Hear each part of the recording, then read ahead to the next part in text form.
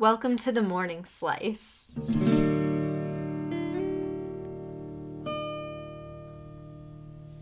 Hey guys, your host here, Brianna McNerney, and I am so excited to bring you our second episode of the Morning Slice, and I have another guest to introduce you to today. Her name is Momoko Schafer, and I had the pleasure of meeting Momo. Oh gosh, it was probably a year before the pandemic started. I guess I tell time based on its relation to the pandemic at this point. But we actually met, well, I had the pleasure of being in the audience while Momo was on a panel at the Corning Museum of Glass talking about a show that she was on. Maybe you've heard of it, called Blown Away, which is a competition reality show about glass blowing. And I just find that to be so unique. I love how Momo has like this really eclectic combination of experiences that we just had so much fun talking about. But anyway, I was in the audience while she was on this panel, and luck would have it that my friends and I went out to enjoy a beverage after we left the panel in the museum, the glass museum. And yeah, as luck would have it, Momo walked in and sat down right next to me, and I couldn't help myself but introduce myself, and we proceeded to have a hours long conversation that I at least really enjoyed. And I remember talking with her about dreams, like actual going to sleep and having dreams, and how she had created this really awesome series of earrings inspired by dreams about one's teeth falling out. You have to check them out. I will link everything in the show notes. Yeah, they're called the Dental Dream series. It's so cool. And something that Momo said about grief really stuck with me, about how every night when she goes to bed, she has a little moment of grieving the day that's ending. And yeah, I don't know. I just had so many moments that were memorable, and thankfully, Momo and I stayed in touch, and she agreed to come be a guest on the podcast. So, that conversation is what you're going to be listening to now, and I appreciate you being here. I'll see you on the other side. Hey, Momo, how are you today? Hello, thank you for having me. Thank you so much for being here. So before I dive right into the questions I have for you, which I'm so excited for all the things we're going to talk about today. Same. Yay.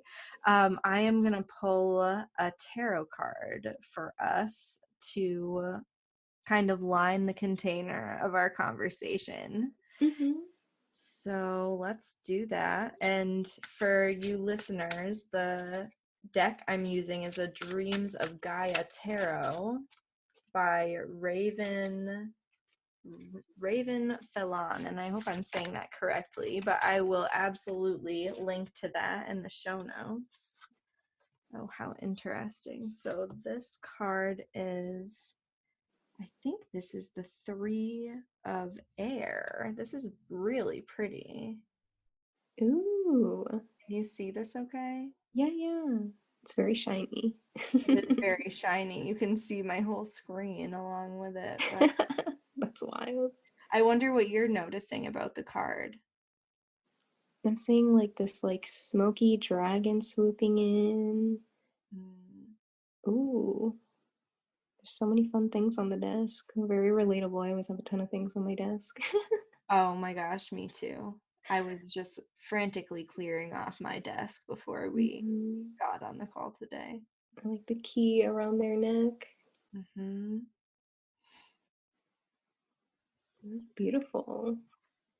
So I'm gonna actually get out the book for this one. We're going to the book, which I did not do last time in our interview with Matt Raymond Goodman, but Mhm, I am going to do it today because I don't think I've ever pulled this card before. mhm. Is this a card you've been using for a long time, or the deck rather? This deck, how long ago did I get this deck? It might have been about 2 years ago at least, but it's a Wow. big old deck. And you've never pulled this card. I never pulled this card before. I know. It is a monumentous occasion. And it's a really cool looking card. So again, I'll link to this in the show notes and hopefully I can get an image of this card as well. But we've got a person standing at a desk and they look kind of like an explorer almost type of person. They've got a cape on and a key around their neck, as Momo noticed.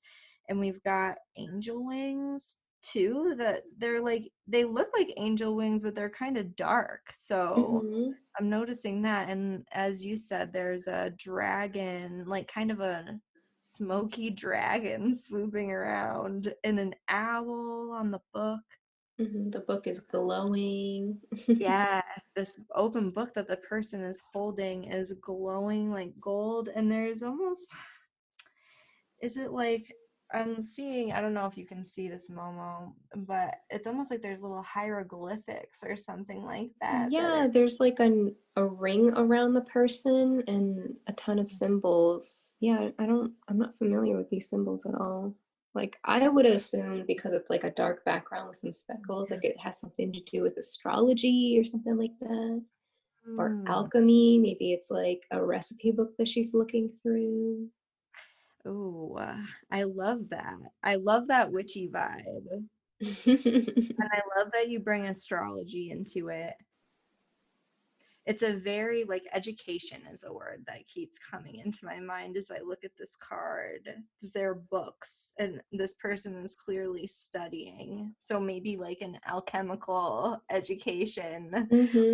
a magical education. Oh, Mm-hmm. and the first word that comes up when I read the description, the keywords of this card are education, talent, study, willingness, guides, teachers, comprehension, communication, and perception. And I love the key phrase, expand your mind, which is what we're all about here Mm-hmm. at Slice Inspiration and here the Morning Slice. Every experience offers a lesson. Education is a lifelong process. Learning aids comprehension. Lessons we repeat until we understand. Mm-hmm. Learning transforms talent into skill. Don't kill the messenger. And ignorance is nothing to be proud of. Which Momo and I both laughed because we were just talking about that before I press record, that ignorance Yes. is nothing to be proud of. Yeah. Oh, this is a great card. It really is. It's so perfect for us. I'm excited. I'm just realizing, oh, I didn't realize those were wings. I thought it was like darkness and then like a portal behind her head where her hair's like flowing out behind. Okay, that That's makes more sense now. cool. But I mean, I'm always down for a good portal. Hmm. I think it's also interesting the skull because it does bring another element of like life or death or, that something has happened before, but it's Mm, sitting on a pile of books. yeah. Obviously, Uh, those books are worth reading if there's a skull on it. I love that. I feel the same way. Well, on the skull, it brings almost like a dark element to the table. You know, what most people think of as dark. And something that's coming to mind for me as I look at this is the middle path, something that we were just mentioning also in our conversation before I hit record about there's a lot of gray area in life. There's a lot of things that aren't cleanly black and white Mhm, and light and dark, and mhm, sometimes oftentimes I find my favorite place to walk is that middle path Yeah. that is kind of the union of the two. Hmm.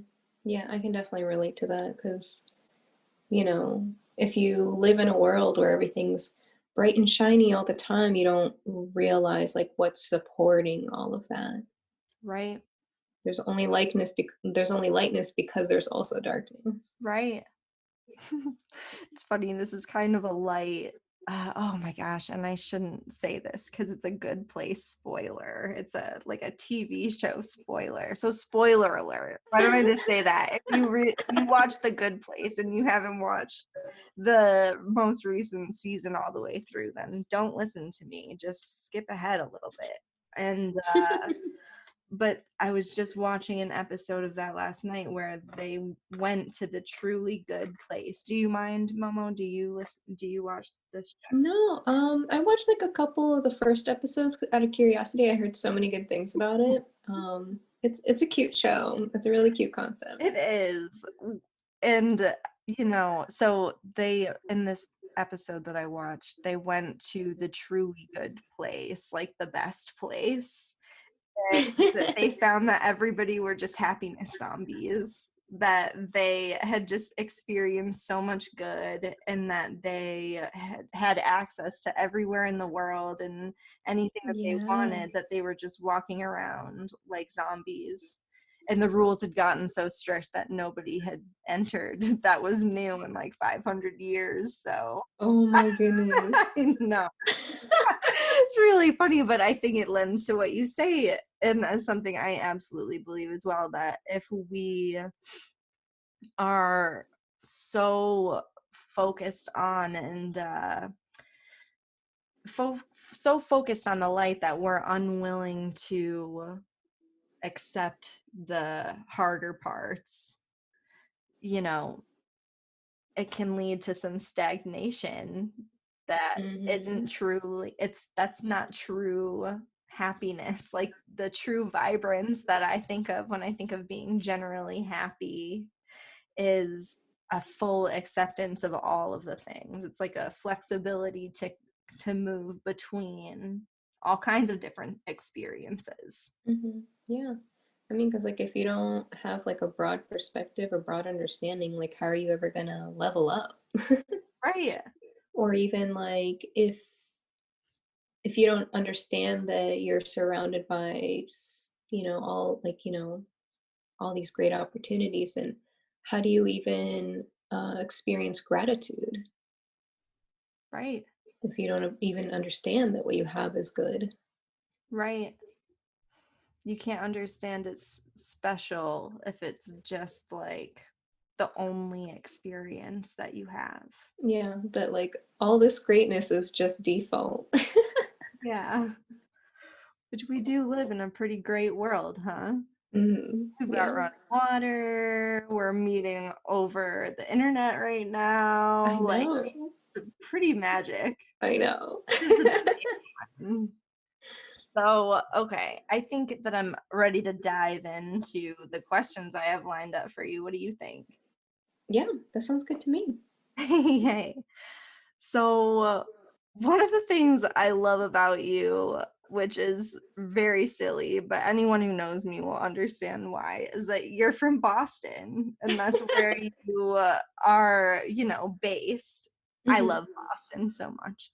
But Hmm. that being said, you have spent many summers in Japan, I understand from your Hmm. website, and I'm so interested to hear how that happened, like what were you doing in Japan, and this must have influenced you. I would love to hear how. Yeah.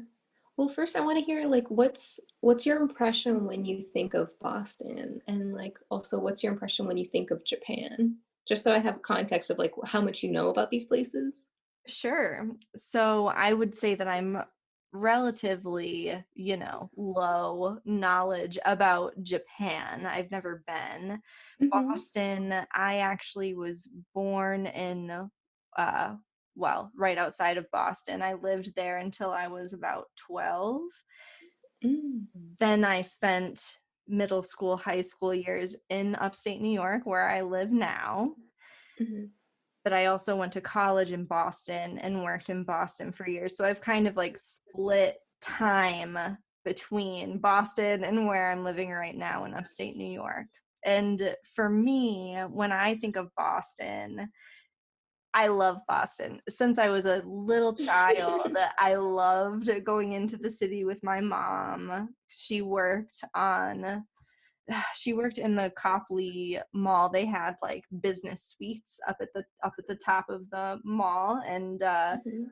anybody who knows Boston knows that that's right downtown. Mhm. And I just loved getting dressed up to go to work and go into my mom's office with her, ride the train into the city. And there was just like this electricity that I felt in Boston, but it's still pretty accessible. Like it's small, it's not a big city like New York. Mhm. And there's a vibrance. When I think of Boston, I think of like I call Boston my mothership a lot. I It feels like when I go there I'm plugging in to Mhm. something that feels amazing. I love the rocky beaches all along the coast. I'm just like a New England girl, right? Mhm.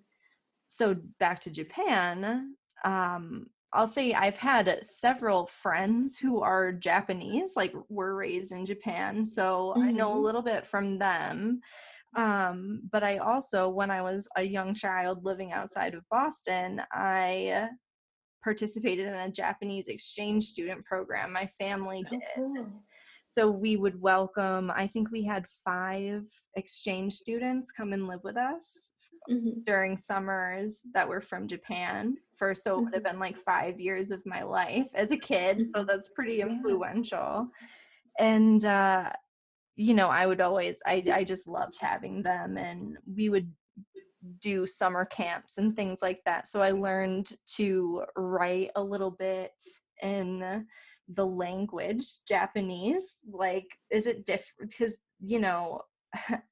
it's been so long since I learned about this stuff that I don't Mhm. want to misspeak, I guess. But we learned to make sushi and things like that in the camp, and we would have some activities with our exchange students, so there's a little bit of history there, but my Mhm. knowledge is still super basic. That's still more than probably like the average American, right? Like having actual interactions with Japanese people, living with them, learning from them. So, That's probably fair, yeah. yeah, I mean, I was born in Boston. I lived there until I was like 3-ish, and then when my sister was born, my family moved out to the suburbs, so just outside of Boston, like 20 minutes away. So that's where I actually grew up. It wasn't in the city proper, right? So, and then how I ended up spending time in Japan was because my mom's Japanese and her family's out there. So in the summer, we would just go there for the whole summer.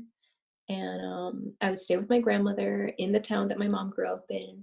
And I would even actually go to school as a transfer student because their school year is longer than ours. It's 200 days. So there's only like 1 month of like summer vacation, Hmm, basically. So I would be going to school during my summer vacation. And wow. so it's funny, like kind of looking back at it now, and like it's this wildly unique experience that I just like fly to the other side of the planet and spend a summer there and just dive right into a completely different culture, right? Like it's if you ever get a chance, you should absolutely go to Japan. Oh, I'm there. I would love to. Once we can freely travel again without all of these COVID things happening. Oh, I'm gonna be jet setting all over the place. But Yeah, I mean, right now Japan's borders are locked down that like even I can't get in right now. I'm so sorry.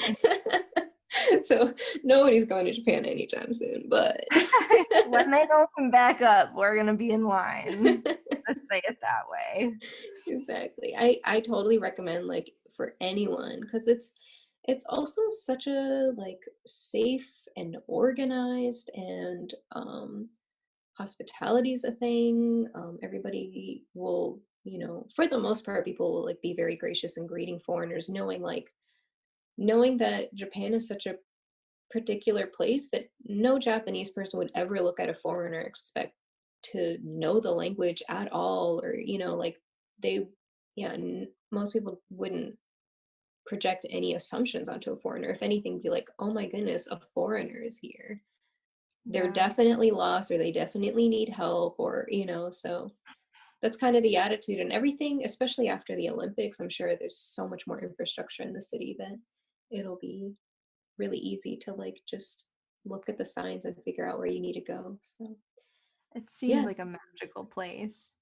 yeah, I mean, whether it's for food, for design, for art, fashion, like you name it, there is just so much to see that you can only see in Japan. So Yeah, well, and that's where you had your first experience with glass blowing, right? oh yes, I was probably like 11 or 12 years old when my mom brought me to a craft school of some sort. It's like a kind of a place up in the mountains where they offer different lessons, like one day workshops where you can learn to paint or use clay, or something like that. And there was a workshop for glass beads, so it wasn't glass blowing, but it was working with molten glass myself. Nice. And what's funny is like I really wanted to work with metal, and I wanted to sign up for like a silversmithing class, like making rings. Hmm. And but there wasn't enough slots that I could sign up for that. And so I was so upset that I couldn't work with silver, because I really loved like silver rings and stuff like that. So I was so upset that I had to take the glass bead class. Like I was not even interested. I love that. I love that story so much, but the universe stepped in and And said, so "No, you're like, working with glass." yeah, so I was like, all right, I guess I'm working with this blob thing, whatever. Like thinking it's just like not as like intricate and like beautiful as what I could have done in metal. But like obviously as soon as it's in my hand and I'm melting things, I'm asking questions and I'm learning about it. And I'm like, wait, this is actually kind of cool. And I was kind of suspecting, like, I feel like there's more that I could do, but like any workshop, there's like point A to point B, you're gonna have this rod, you're gonna wrap this color, da da da. Like there's a step by step that they just bring all the students through. And so I was like, what if I add this? Or what if I do? And they're like, no, no, no, just we're making beads right now. So like stick to the beads. Like this is what we're I was You the had difficult student. questions. I can relate to that. Yeah, it's amazing. Well, and speaking of being a student, I'm so curious to know, did you enjoy going to school in Japan? Oh, yeah. I mean, oh, how do I even answer that? It's, It's a big question. yeah, because it's just, well, it was also so long ago. Yeah. And so it feels like a distant dream that I'm like trying to remember. And um, there were definitely some moments that I think were super informative and educational, but it's school still, also still school. And so, there's competitiveness with other people or social dynamics or things that like I didn't know what I was getting into, because I'm only there for a couple months, right? And people know that I'm only there for a couple months. So I think like my social interactions were really different in that way, that like the teachers weren't like really trying to get me to do all the assignments, because they know like it's not like I need this transcript to send back to where, like, this is all just for experience. And then also same thing with like making friends, like even though I want to make friends, like we all know that I'm only there for a short minute and then I'm gone again. Mhm. And then I'll be back next year, but only for a couple months again. So I was definitely like just an in-betweener in a lot of ways. And also just being a foreigner and like one of the only foreigners in the school, it kind of made me like an instant celebrity, because they were like, that American girl, like, look, she speaks English and Japanese. What? Like being biracial and being half Japanese is such an anomaly that, it's a concept I would have to explain to people, because they're like, you're not Japanese, because they look at my face and think that I'm white. And then when I speak Japanese, they're like, whoa, this white girl speaks like really well. Like it's such a trip for them that I have to explain my existence of like why I can't speak and all that. Necessarily the most fun thing to be doing all the time, especially for a young kid, I'm sure, trying to explain your existence. Most of us Yeah, I adults mean, are still working on that. yeah, definitely. But I would say like, I mean, people got it after, I introduced myself to my homeroom and how classrooms are structured. It's 40 people in one room, that's your class, and the teachers rotate. So you're with the same 40 kids for the most part for your whole school year, aside from like gym, sports, whatever, like outside of the classroom. But for your like math and writing and all classes, it's just your homeroom. Mhm. Even lunch is in your homeroom. So, it wasn't too hard for me to like kind of come around and explain myself to those 40 people. So it was more just when I interacted with other people during recess that they'd be like, whoa, oh my God, you must be the American girl that I've been hearing about. That's fun. Oh my Yeah. gosh, I can only imagine. And so I'm curious to know, I guess I have one more question. If there's anything else that you noticed that's a lot different, strikingly different about Japanese schools than American schools. Yeah, a lot. I mean, even when you first, even like going to school, everybody walks to school, Mhm. and you have kind of like a bus stop almost, where the neighborhood kids around that stop would meet up together and walk together to school. Hmm. So somebody kind of takes attendance, like one of the seniors would kind of take attendance and to make sure everybody that's supposed to be there is there. Oh, so and so is sick, they're not coming to school today. Okay, got it. Okay, everybody is here. And then you walk together, kind of like pair it up. And Oh, so even just that, it's like a huge sense of community right from the get go that like you know who's there, you know who's in your neighborhood, like there's full knowledge of that and that where they're at, how old they are, who's their sibling.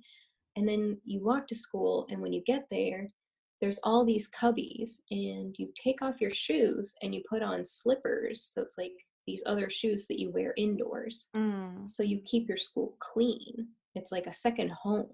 So you take off your shoes, put them in the cubby, you have your own spot for that.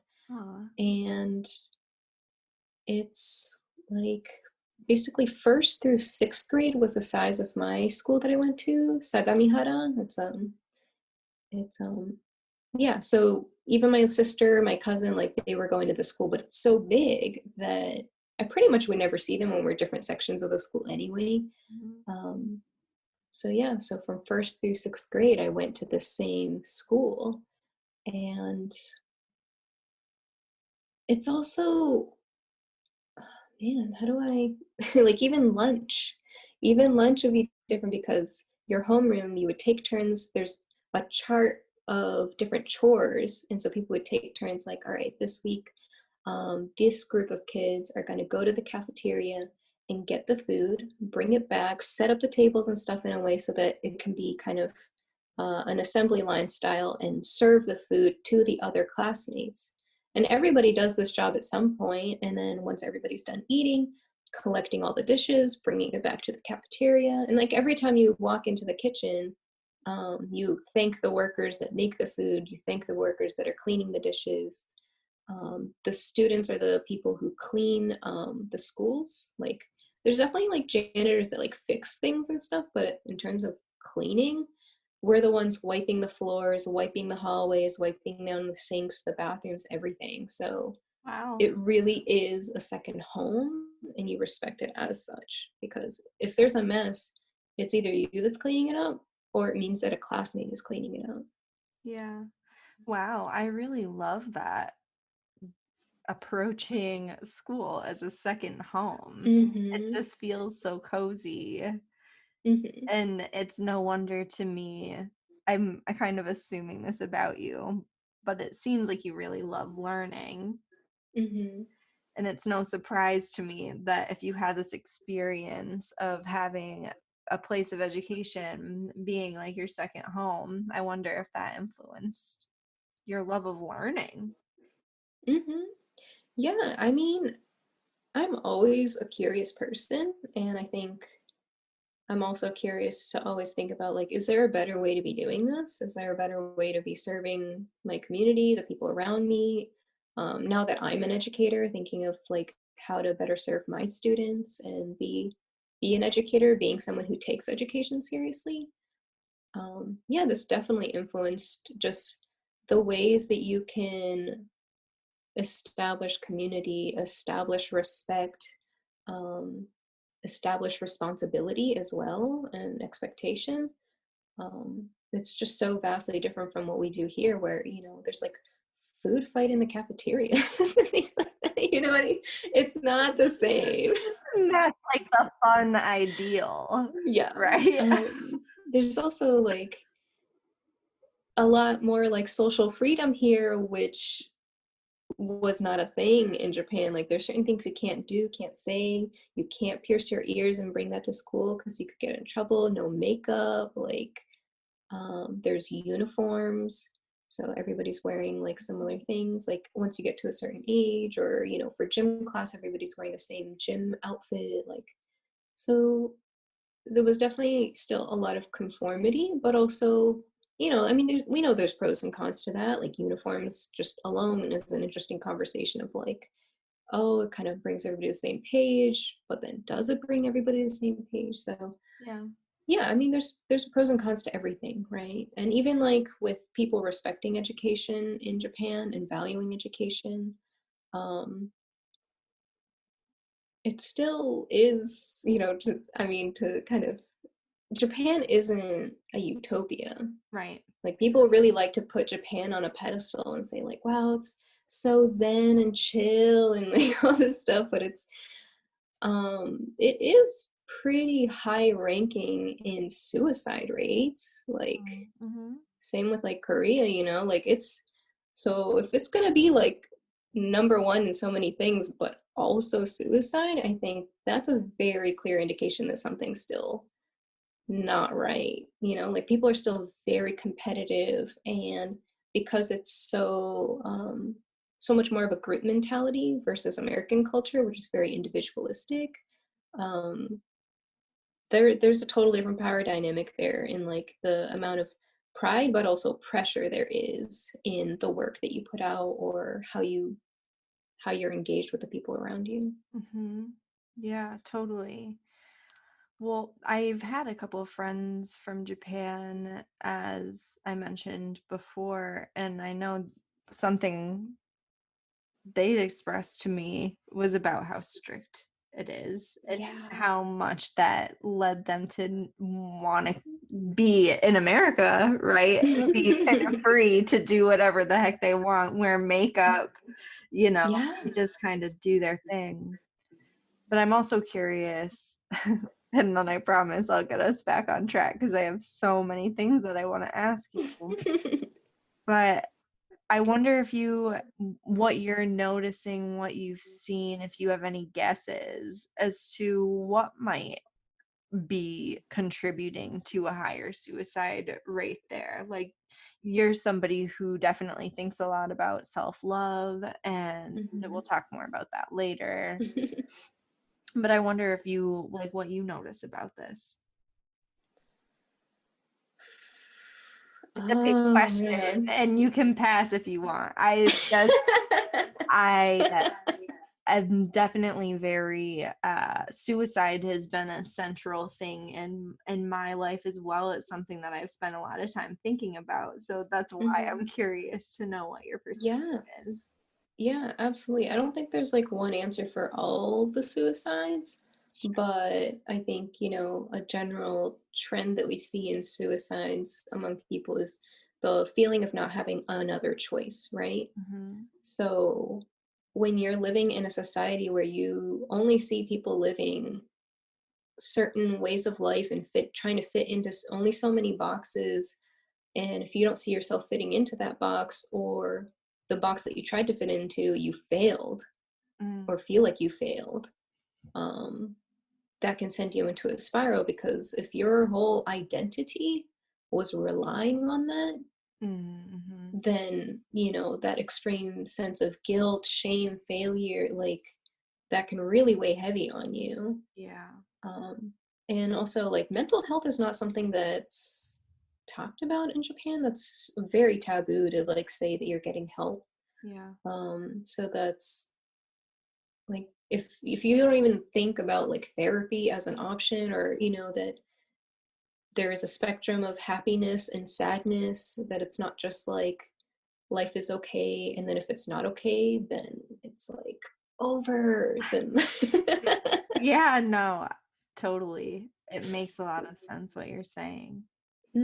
yeah, because yeah, I mean, there are a lot of things that are strict, like social norms that are really strict. Like, just to give you an examples, like even just my sister and I riding a train, and people are staring at us, obviously because we're mixed race, or just foreign looking people.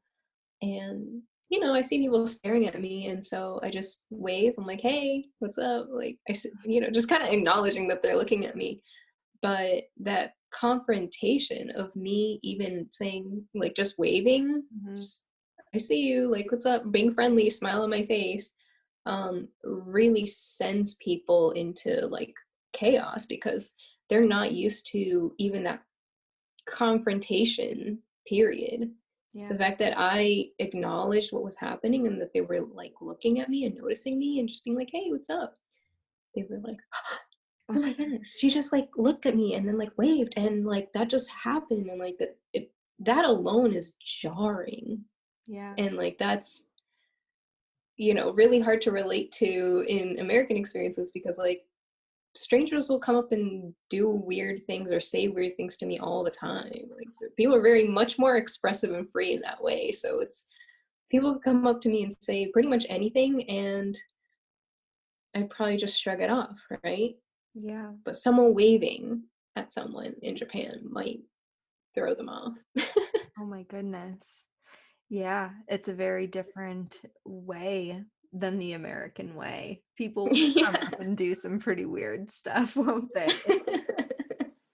I mean, there's just, yeah, this could be an infinite conversation, because, as many people describe Japan, it's kind of like its own planet. It's its own island, a bubble. So there's just so many things that are particular to Japan. Even for like, COVID, Japan's like an example where like COVID didn't really like hit Japan that hard, or and like just they there's so many trends where Japan is an anomaly in so many statistics. So yeah, Yeah, it's a really fascinating place. it really, really is. Well, I wonder if they're so used to, doing things for the collective that it was very easy for them to just kind of follow the recommendations that were being made. Yeah, even just like looking at Japan's history, you can see how, like for example, World War II, Hmm. how some propaganda was enough to get the entire country on board with taking over the entire planet. Yeah. Like, that's like a very intense kind of collective mentality, to be like, we might be a small island, but we're just gonna take over the whole planet. That is a very interesting dynamic. Like, Like we that. legit might have to schedule another 3-hour interview just to talk about Japan. Yeah, I mean, like, I want to do another trip to Japan as soon as possible, because I haven't been back in years. I want to make more art about it. I want to, blow glass out there. There's so much I want to do. So if I end up doing that and you want to do a virtual Oh my podcast, God, like, while I'm yes. out there What too, would like, be even better is if I could get my butt out to Japan and we could do an in-person what? podcast in Japan. Oh my We're goodness. manifesting it as we speak. I would love Yes.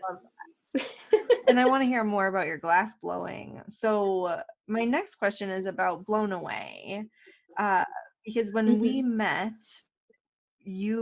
so Blown Away hadn't quite been released yet, but you were done filming at that point, and so there was a lot of excitement about like what the experience was going to be, and you just kind of weren't sure. So I would love to catch up on that. Like, how was it for you when Blown Away was released? Congratulations, like, fill me Thank in. you.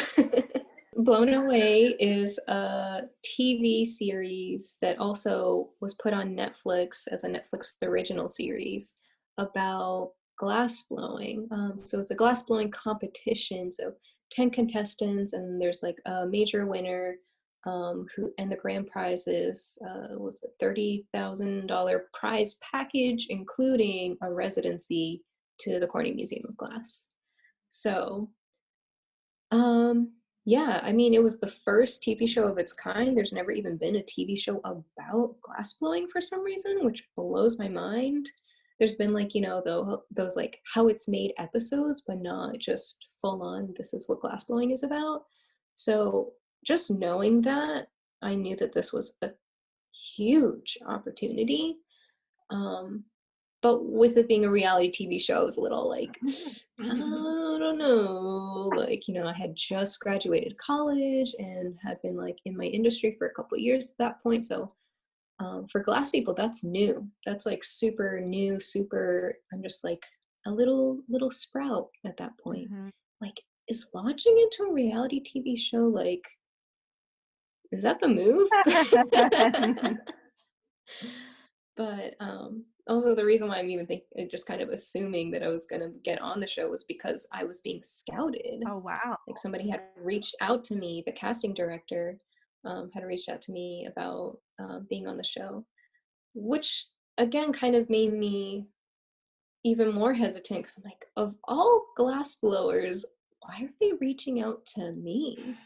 Again, like, being a super fresh face in the industry, like I don't have a reputation or a crazy, like I'm not known in my industry. I'm not famous. I'm not gallery represented. I'm not in a museum. I don't have those things under my belt. So I was just like even more suspicious. Totally. Well, in the glass blowing industry, it's like there's a big community around glass blowing, and people literally spend Hmm. their whole lives as glass blowing artists, and there's a like prestige is kind of important in the community, isn't it? Yeah, absolutely. I mean, you growing up in Corning, like, oh, I'm curious. Okay, first, before we get into glass, like, what is your understanding about glass? Like you living in Corning and being around the museum, like how much do you think you know about glass? Well, I'm again, I'll say that I think I would claim to be a relative novice, and I will probably show that I might know a little bit more just because I'm a very curious person too. So being around it, I ask questions, and um, my partner actually, he works at a glass factory in the area, Hmm. and I've definitely picked up some things here and there about how it works. I wasn't very interested when I was in high school about the whole glass blowing scene, but I find it a Hmm. lot more interesting now, and I have more friends now who are really linked into that, Hmm. because again, it's such a tight knit community really all around the world, is what I understand of the Hmm. glass blowing community. I have friends who can, very easily they'll go visit a different country and just kind of stay with glass blowers, and that's like a normal thing for them to do. Hmm. And I love that element of it. And we do have the Corning Museum of Glass here, which is, from what Hmm. I understand, a world renowned. I mean, it's a huge landmark. Is that the right word? A huge kind of hub of the glass industry. Yeah. And of course, Corning Incorporated. Am I answering your Hmm. question? Or just glass art. Like, what have you noticed with glass art? Do you see any patterns or trends or? I mean, originally, I think I noticed how many like smoking devices are made out of glass. That's the first Yeah, thing that you'll valid, totally see valid. in like any, glass shop, I guess. So if when I think of glass shop, the first thing that I attached in my mind was like smoking devices. Right, a head People make, shop. right, exactly. And now, I think my understanding of glass art has evolved quite a bit. And part of why I'm so excited to have you on is because I love what you bring to glass art so much. Like, a much more intricate and like delicate approach, but still useful. Um, I like that. What point do you think like your understanding of glass art changed? Was it very recently that you knew more about like glass art? Hmm.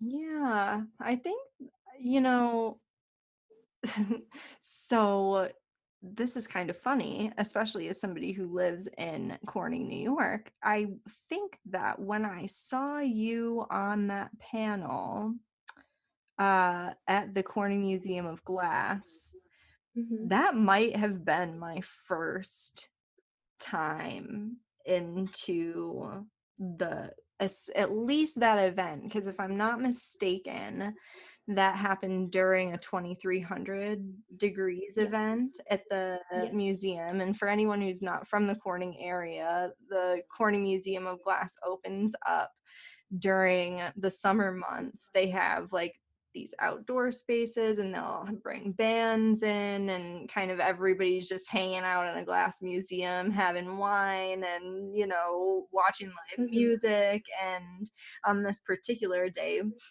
there was a panel where Momo was speaking, and then, thank you universe, we happened to meet afterwards.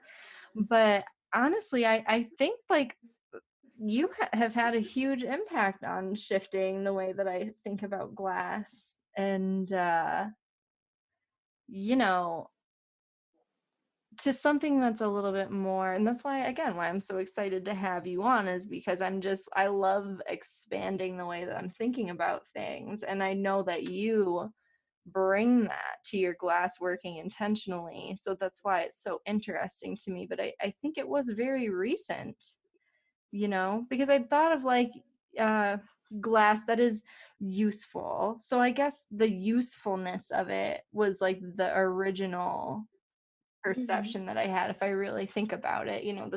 smoking devices, like there's a purpose for Yeah. that. And Functional objects, yeah. exactly, in the way that Corning Incorporated, they make like Gorilla Glass, for instance, like glass Yeah. that has a purpose. Um, but my perspective, yeah, it shifted. Yeah, you had a huge role in that. So thank you. Thank you. Appreciate you saying that. That's like really good to know actually. It's very true. I guess yeah, it's kind of hard to like shift your perspective on glass art when yeah, your preconceived notion is that it's functionality or it's that it's for industrial purposes or yeah, like it's because it definitely does serve those things, and Corning is known for that, inventing and reinventing different types of glass and different uses for glass. I mean, that's the reason why we even have smartphones with these nice clean screens, right? So Right. thank you for that, Yeah, Corning. thanks, Corning. But yeah, it is also interesting to see like where that kind of trickles out into art when people are using it creatively. And I definitely notice a lot of patterns in glass where people are kind of repeating things that have been done in history. So things that we see in the textbooks, things that we see in the museums, because the art of glass blowing as like a performative act, turning a pipe and all of that, like that in itself is something to get wrapped up into. The process is so fun and beautiful. It's a dance. You figure out this choreography and you're twirling around with different people and bringing different parts together and making this beautiful shiny object in the end. And Yeah. um, I think for me, like I love the process and I love the history. I love everything around it, the craft, the art, all of it. But for art, I think part of what I struggled with, especially because I am somebody in the craft, it was really hard for me to pull away from just the technical aspect of it and to go back into my conceptual parts because it's so easy to get wrapped up into the subculture of glass where people focus on if you can or can't see your punty mark, which, I'm sure most of the listeners have no idea what I'm talking about. But it's basically like the belly button on your piece, the last point where you're holding your piece. Sure. And to like yeah, try to like hide the illusion of the process, whatever, like that's a whole different game in itself. And it doesn't necessarily help the concept or the perception of the final product. So it was really hard for me to pull myself away from that because I am an artist first and foremost, and glass is what I use primarily to make my art, or you know, so far in my recent career. Yeah. So yeah, I think glass blowing was a way for me to like kind of publicly prove that like I know how to blow glass, that I can blow glass. But it came at an interesting time because I was also trying to redefine myself as an artist specifically. And when people assume that I'm just a glass blower, that's the only thing that I do, it can actually hurt my reputation because people assume like, oh, so she must make bongs. She must make. People ask me if I make windows or cups or like things like that, functional things like stained glass or whatever. Um, and I have done, some of those things. I have made functional objects. I have done antique stained glass restorations and all kinds of stuff, um, but that's not what I want to be doing, right? So yeah, Blown Away was this like unique opportunity where it was me showcasing glass blowing and also trying to make art with glass and putting ideas out there. Yeah, it was such a sweet opportunity. Very cool opportunity. Well, and what I'm hearing and what you're saying is a little bit of resistance almost, or like friction between the box, if you will, of the glass blowing Mhm. industry and what good technique it looks like and what's always been done and what's been proven to be useful, Mhm. and the artistic side where like you want to make your own artistic choices even if it's not necessarily what everyone else has already proven is like the right way to do it. And Mhm. if I remember correctly, there was a little bit of friction even on the show about the way that they judged around that. I don't know if it's Mhm. appropriate for me to even bring this up, but I mean, I felt you on that one. I'm like, just let the girl pick her own colors. Like, Yeah, totally. Yeah, that was a constant point of friction on the show, I would say. Obviously only 20 minutes per episode, so not all of our conversations aired, but that was a very frequent conversation, whereas the push and pull of like, so is this competition about technical abilities, or is this competition about the success of this product outside of this glass bubble, right? Like our us glass blowers have a perception of what we deem as well made and good or whatever, but how is the average person that is going to come across this think and feel, and what would they appreciate? yeah. I'd rather focus on that because there's way more just people than there are glass blowers. Yeah, no, it's true. And glass blowers, they do, from what I can tell, have a very specific way of like thinking and you know, analyzing work, I guess. Mhm. And I could tell that the main host, Kathy Gray, she definitely had her internal friction as well because she is a conceptual artist herself. Yeah. Um, I was familiar with her work even prior to going on the show, so it was interesting to see like knowing her and knowing her past, and she's like glass is something she studied from many different angles, and so it was really unpredictable to see what she would prioritize. And sometimes she would give really specific technique criticism, or even critique on people referencing historical designs, like well known like Italian designs and things like that. Mm. um, and I mean, she like criticized my color choice, which was like not technical, right? Then it's like her taste in visual or aesthetics, or so it was really hard to predict like what she was going for. And I think it shows that she did feel the pressure of representing the entire industry and the entire industry's opinion on Yeah. what's good. Talk about pressure. Yeah, so I honestly, I didn't take too much of what she said personally, in terms of what she did or didn't like about my piece, just because I knew that it wasn't just her speaking for herself. She was really trying to represent the glass industry as a whole, and that's just a Very lot. difficult to do. We're all humans, we all have our own hang-ups, and every day can be different.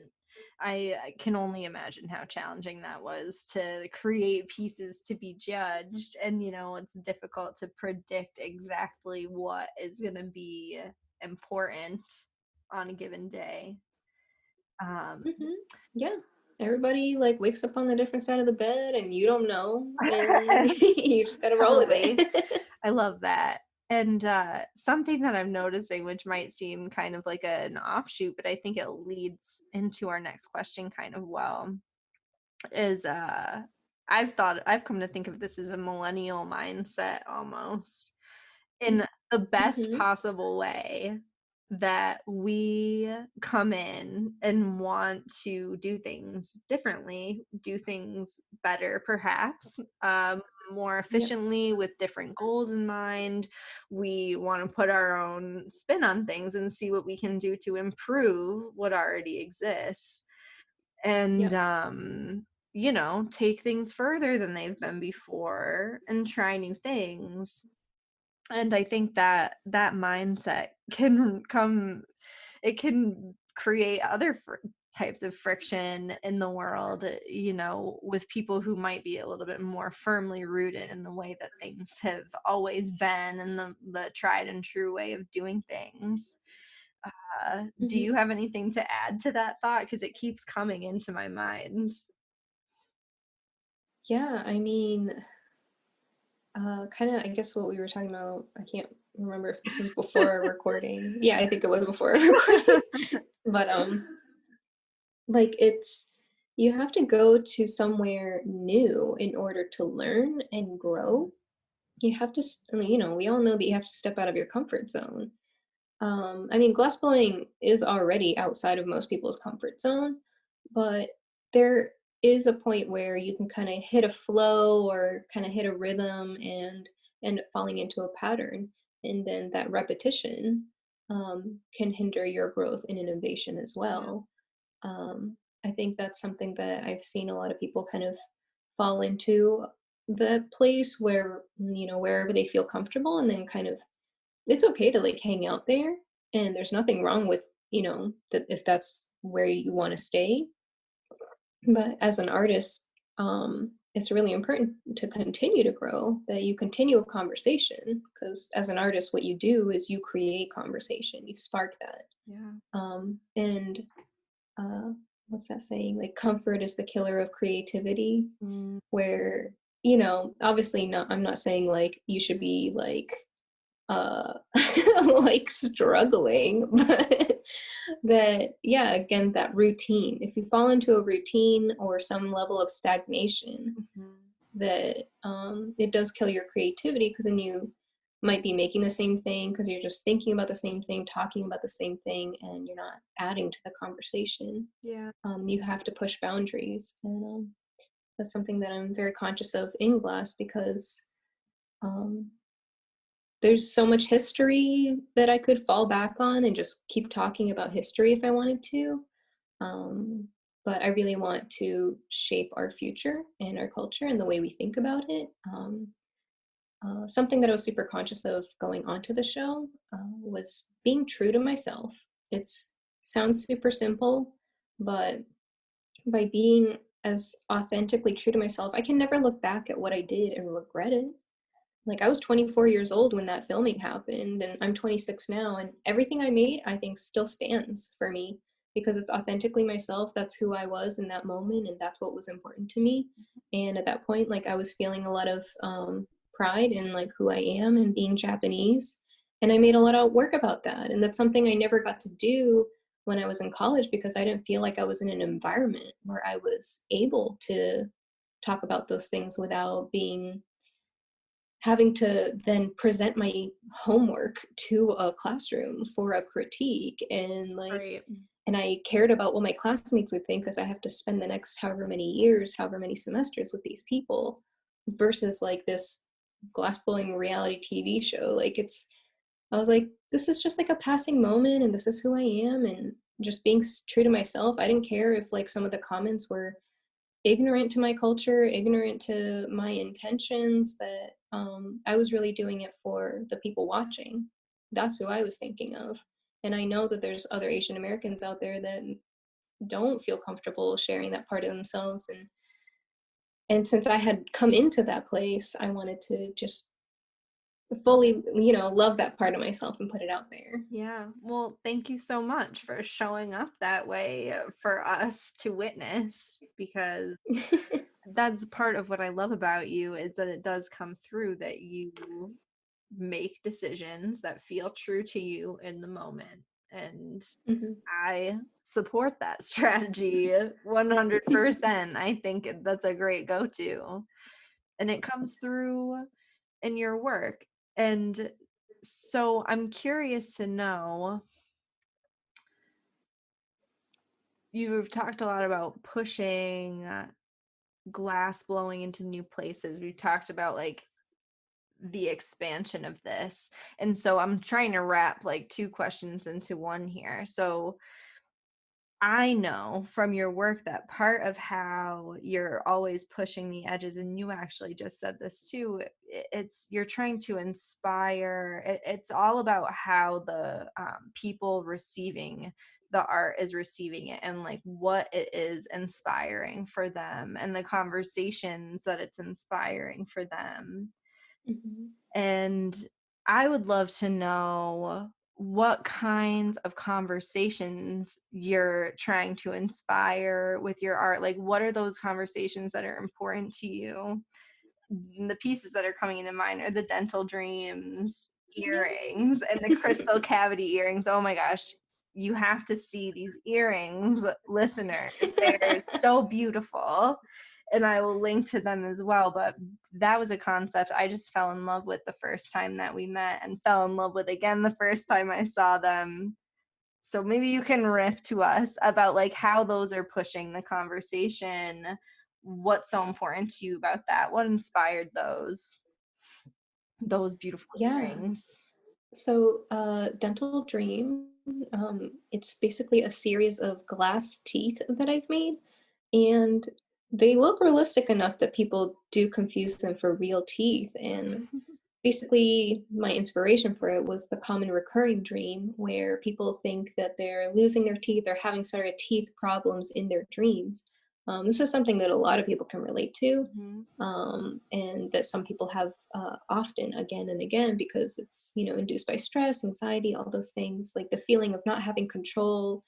Um, there's also a lot of other interpretations, especially in different cultures, where it means that like that that it's kind of like an omen, like it's telling you that something's going to happen, or someone's talking about you, or someone in your family is going to die, or there's a lot of different conversations around it. But for me, it was really just talking about that dream, and by confronting that fear, that nightmare basically, and manifesting into a reality by having just extra teeth. um, that was my way of taking control. And by bringing that dream to the forefront of my consciousness, so that when that dream happens, that maybe I can wake up in that moment and realize in that moment, oh, it's a dream, this isn't real, like I still have my teeth or whatever. But also I love that people would confuse my glass teeth as real teeth, and kind of what a beautiful object to create out of glass. And then also, I love the way that it blurs that line of reality versus dream versus memory. It's this like, is this real? Is this what I think it is? Like, um, yeah, I think some people don't believe me when I tell them they're not real. They're like, those are, I don't know why you would say. And I'm like, oh, they're made out of glass. And they don't know what glass art is or glass blowing, any of this. They're like, what are you saying? But those are teeth. What do you mean that they're glass? Like, So funny, like their mind has a hard time conceptualizing that they're not real teeth. yeah, exactly. Because that's So, how beautiful these are. Like they really do genuinely look like real teeth. or some people will be like, are you a dentist? Like, I'm just collecting people's teeth. Like, That would be weird, but I mean, to each their own. If you're out there collecting Yeah. teeth, by all means. I mean, hopefully it's not abusive in any way. It seems like that desire could quickly go south, get dark, but Yeah. I'll wrangle us back from traveling down that road ourselves. I really think that that is beautiful, like a beautiful play on reality, a beautiful way to take control. I love the way that you've taken content from your dreams and so literally used it as the inspiration for your artwork. It is like by making objects like this, it does spark conversations around things that I do find important. Yeah. Because when people ask me, like, oh, why did you do it? And I get to bring up dreams, those of us who are interested in dreams can have that shared moment and talk about that. And even for those who, maybe don't remember their dreams or whatever, it's still an interesting thing to think about, like to really critically think about your mind, your subconscious, like why your brain simulates different experiences. And in a way, like those things are still taboo, like talking about mental health or focusing on your own health, on your own mind. Like these are things that sometimes are too scary to think about for people because they don't like to basically like look in the mirror and think about who they are and who they're becoming. Yeah, I couldn't agree with you more. And I've shared with you one of the things that I love about talking with you is bringing those more taboo conversations into a more fun place. I don't know about you listeners, but I love talking about dreams. And I Hmm. think that there's just so much useful stuff that we can learn about ourselves from spending a little bit more time with our dreams and being a little bit more open to talking about it. I freak people out sometimes when I want to talk about dreams. Not everybody is into it. Have you noticed that at all? That people get freaked out about Oh this yeah. whole Oh, idea? oh, definitely. I mean, the fact that like most of my art's inspired by dreams is kind of hard for me to avoid when people kind of get to know me. Mhm. I mean, so for some people, the reaction varies from just like their eyes just glazing over, like because they don't relate to it, which is fine, whatever. But yeah, there definitely are some people that are like, this girl's weird. I don't know where she's going, which is, fine too. Like that's not their frontier and they're more in the present and they want to think about different things, and that's fine.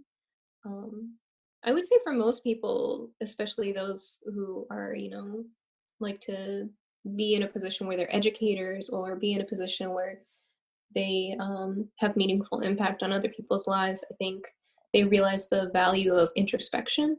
Mhm. And so even if they don't dream, that they're open to the conversation about that because they're curious people and they want to know my perspective. Totally. And that's who we are here, truly. It's a fun conversation. I'm always Yeah. open to it.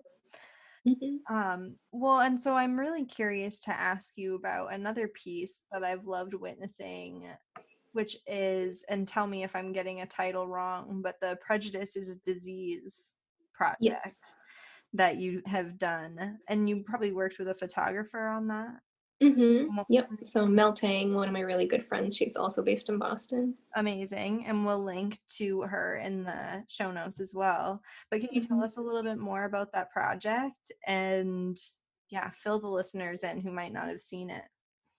So earlier this year, right when all this pandemic stuff was happening, um, it was kind of like a turbulent time because no one knew anything about it, didn't know what to do, didn't know the protocol, was just realizing this flu is a respiratory thing, that we should be wearing masks. And I guess this ties back into my experience in Japan, but wearing masks was not like a foreign concept to me. Like that's just everyday etiquette in Japan. Mhm. And I always understood it as like a preventative thing. Like it's just you're being considerate of the people around you, which is why you wear a mask so that like you're not coughing on other people or breathing on other people when you Right. think you might be sick or might be carrying something or whatever, right? People wear them for a variety of reasons, hiding a pimple, whatever, it doesn't matter. But like, Sure. so It's like wearing a pair of socks kind of thing. Like it's choose your flavor, long socks today or not. Like, but since it was not part of American culture, and when Asian people living in America knew that this thing was happening, I think a lot of us just did what we understood as the polite thing to do and wore masks. And also because some people were calling it the Kung flu or Oh my Wuhan God. virus. Like, Yeah. it just really accentuated how like Asian looking people wearing masks was blown up to be this like poster child of COVID-19. Like that, like Asian people equal the virus. Like that this is it was such a very obvious connection to the point where I mean, frankly, like dealing with racism isn't new to me. That's something that I've dealt with my whole life, no matter where I go. But this was something new in that racism was an everyday thing now.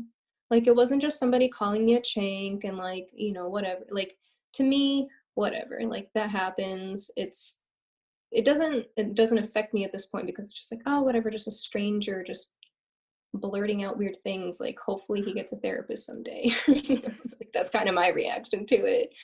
But Oh my God. And there are some Boston drivers, man. They will shout things out of their cars. oh, it is unreal out Yeah, here. Mass holes are like a real thing.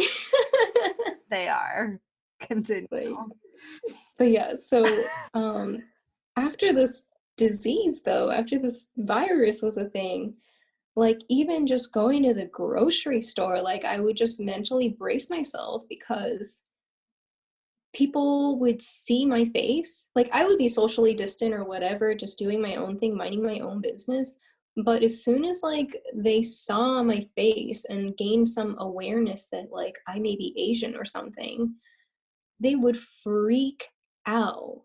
They would literally like flinch, jump, run, whatever. Like just like it was an obvious reaction because there's other people in the grocery store, but it was me who they feared. And like, come on, we all know why. So yeah, it was just really jarring to see how little it takes for people's prejudice to just be exposed. And even if it wasn't prejudice, that people who are frustrated and unhappy and whatever will take this as an excuse to exert that hate onto somebody and yell at a stranger and, you know, just, yeah, it's a really ugly thing to see. And so just being an artist, like I was saying before, I was like, I have to say something about this. I have to do something. I can't not acknowledge this thing that's impacting all of us. And as much as I would have liked to have made this out of glass, I went with this like translucent lace fabric and I created my own mask. Um, Not for functional purposes, obviously, because it's not filtering or anything. It's like you can see through it, so it's very porous fabric. Mhm. So I carefully like hand stitched this delicate fabric into a shape of a mask and decided I wanted this image of like, here you can see my face, like to personify the person, to make me not anonymous anymore, but to still see that I'm wearing a mask, and to get people to think about like who's wearing the mask, why are we wearing masks, like what purpose does this serve, and really push forward that conversation rather than like just running away from seeing an Asian person wearing a mask. And so I called up Mel, the person that I like knew would be perfect for it, to like document it well, make it look professional, make it look good so that people want to lean in and investigate. And I decided that we would meet up at South Station during rush hour, so there'd be like maximum number of people behind me on their daily commute, just kind of as the background, because it's a normal thing for a person, you know, as I experienced in Japan, for like a commuter to wear, because you're going to be in close proximity, sitting in a train next to somebody. And if you might be sick, that's the time you should really be wearing a mask. Mhm. So, so that was to put it into the context where I understood it. And I was just doing it for the photos so that I could share that on the internet and have that circulate so people in their own private time could see those photos and take it in and think about it. It wasn't like for a performance necessarily that like I'm making Boston commuters see me. It kind of ended up being a little bit of that because like we're doing the photo shoot right in the middle of rush hour, not in the way, like kind of we found a way to like find the right angle for that, but yeah, there were definitely even while we were shooting, people were giving us dirty looks or scowling. One person even yelled at us and was like, "Your mask isn't gonna save anyone," or something like that. Or like, Wow, like really? so. So I knew that I was like hitting on something, and sure enough, it blew up. Got a ton of publicity. The Boston Globe published it. I had a bunch of people interviewing me. A magazine asked me to, Congratulations. thank you. Yeah. Yeah, a magazine asked me to write an article about it. So I knew that I hit on something that was really important and timely. And like this was also like a perfect example of like me being an artist first and foremost, not just a glassblower. Like it's still shiny and translucent and glassy. Like my work is always gonna have influence from my background in glass. But if I had tried to make that same mask out of glass, it would have taken me so long. I would have missed my opportunity because I think less than a week after doing that shoot, we went into lockdown. Everyone worked from home. Nobody was commuting anymore. Yeah. That was it. Yeah, you really took the idea and ran with it. I feel like there's so much we could say about how important that is to Mm-hmm. really act on the inspiration that comes to you when it hits. Mm-hmm. Is there anything else you want to say about that? Yeah, I mean, that's just another example of just listening to your gut and saying what's important to you. And just that alone will present like an important and meaningful conversation because it's not just me doing it for attention or something like that. Like I had my own convictions and um yeah, I think that's something that even if you're not an artist, just in life, that's like a good thing to practice because um it's a good way to share what's on your mind so that people know what you're going through. I think a lot of people assume just based on who I am and what their preconceived notions of me, like, oh, she must have like such a great life. Like she must be smart, successful, stable, she must be rich because she was on TV or all these things. But that like these everyday things still affect me. That like every time I step out of these doors, I can be confronted by a racist and like something really ugly could happen to me. Yeah. I'm sorry that you have to deal with that.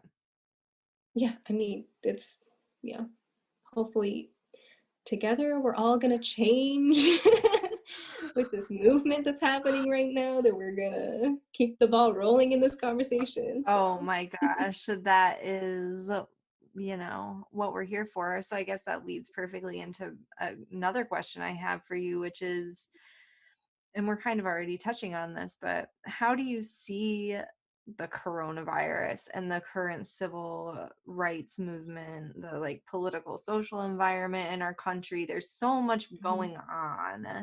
And it seems that you are a great example of creating impactful art in the moment as these things are going on. But I wonder what you're noticing about how all of this is impacting the landscape of glass blowing and being an artist in general.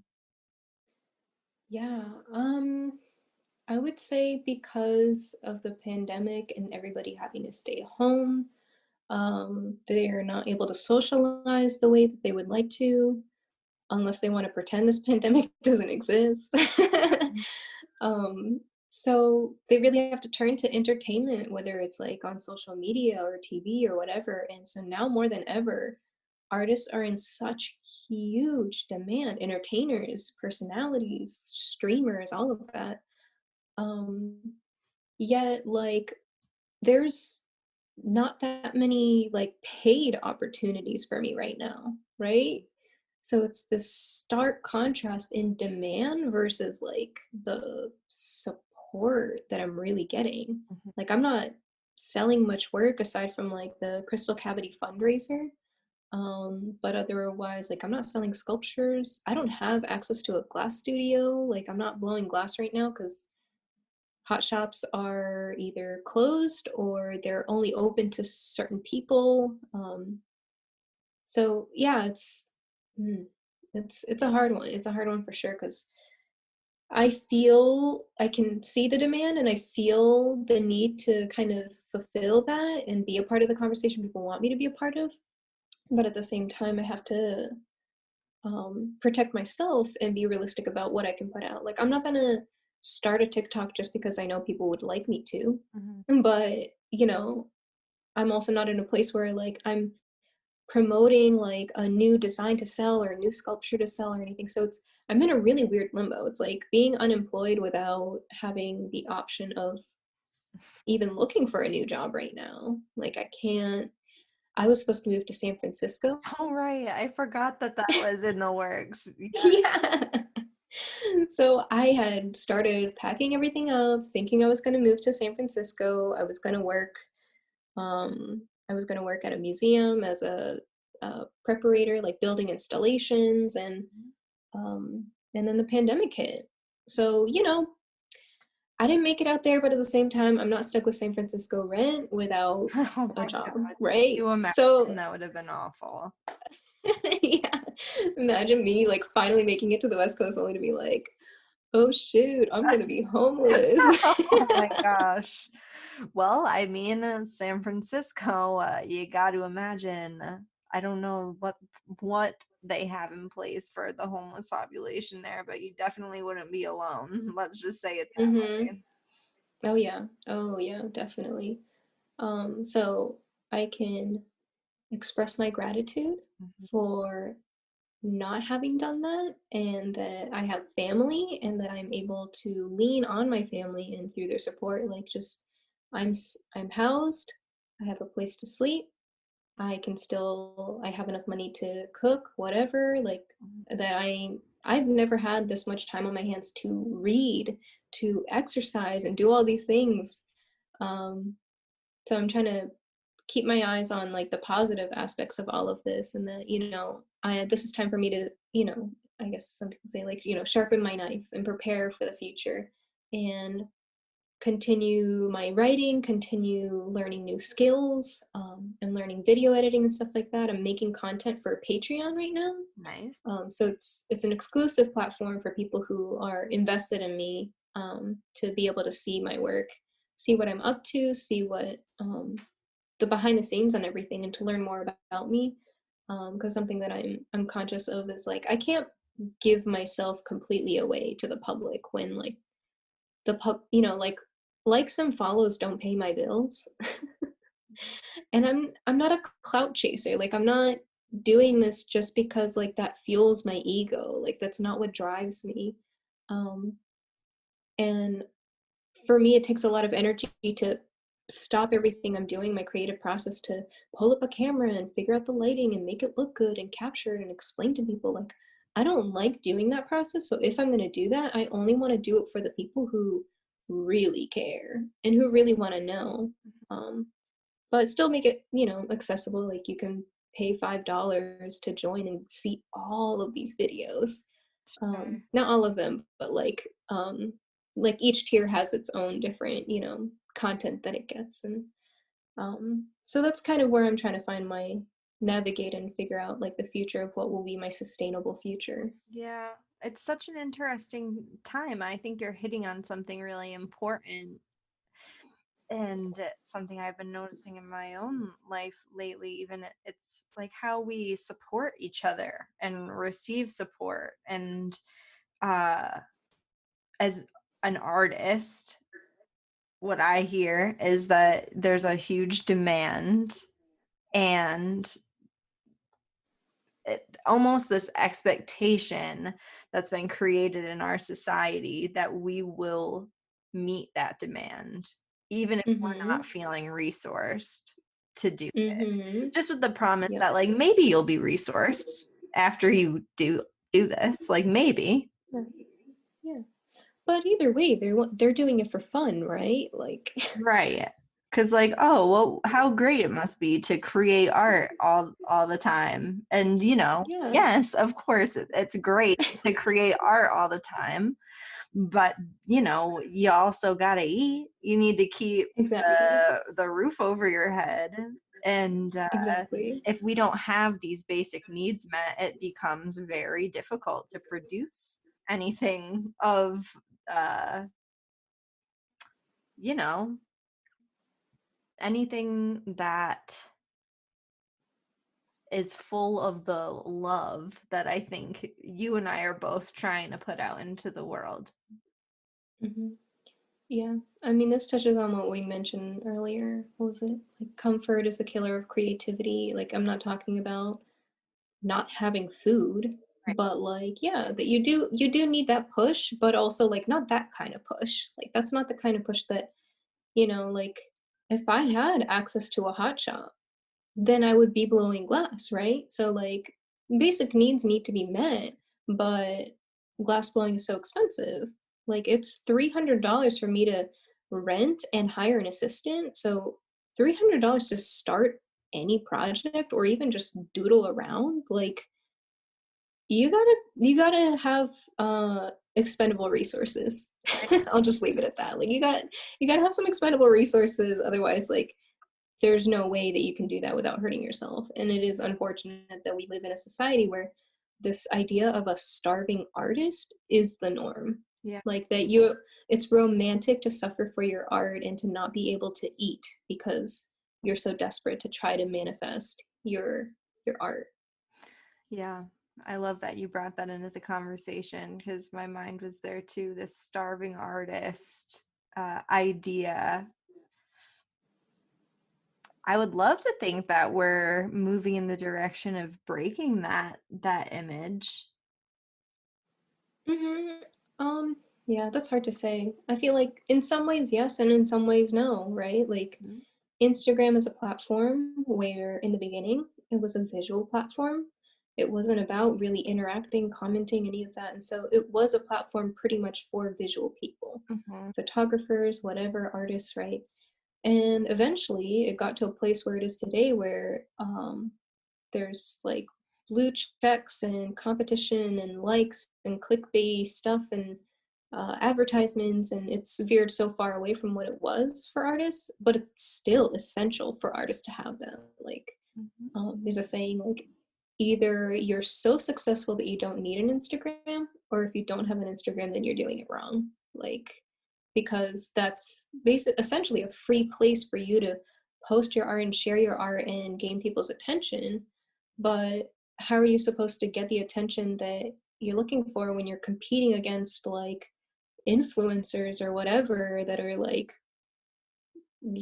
posting whatever, yeah, like just content that takes away and distracts from potentially good content or wholesome content, educational content.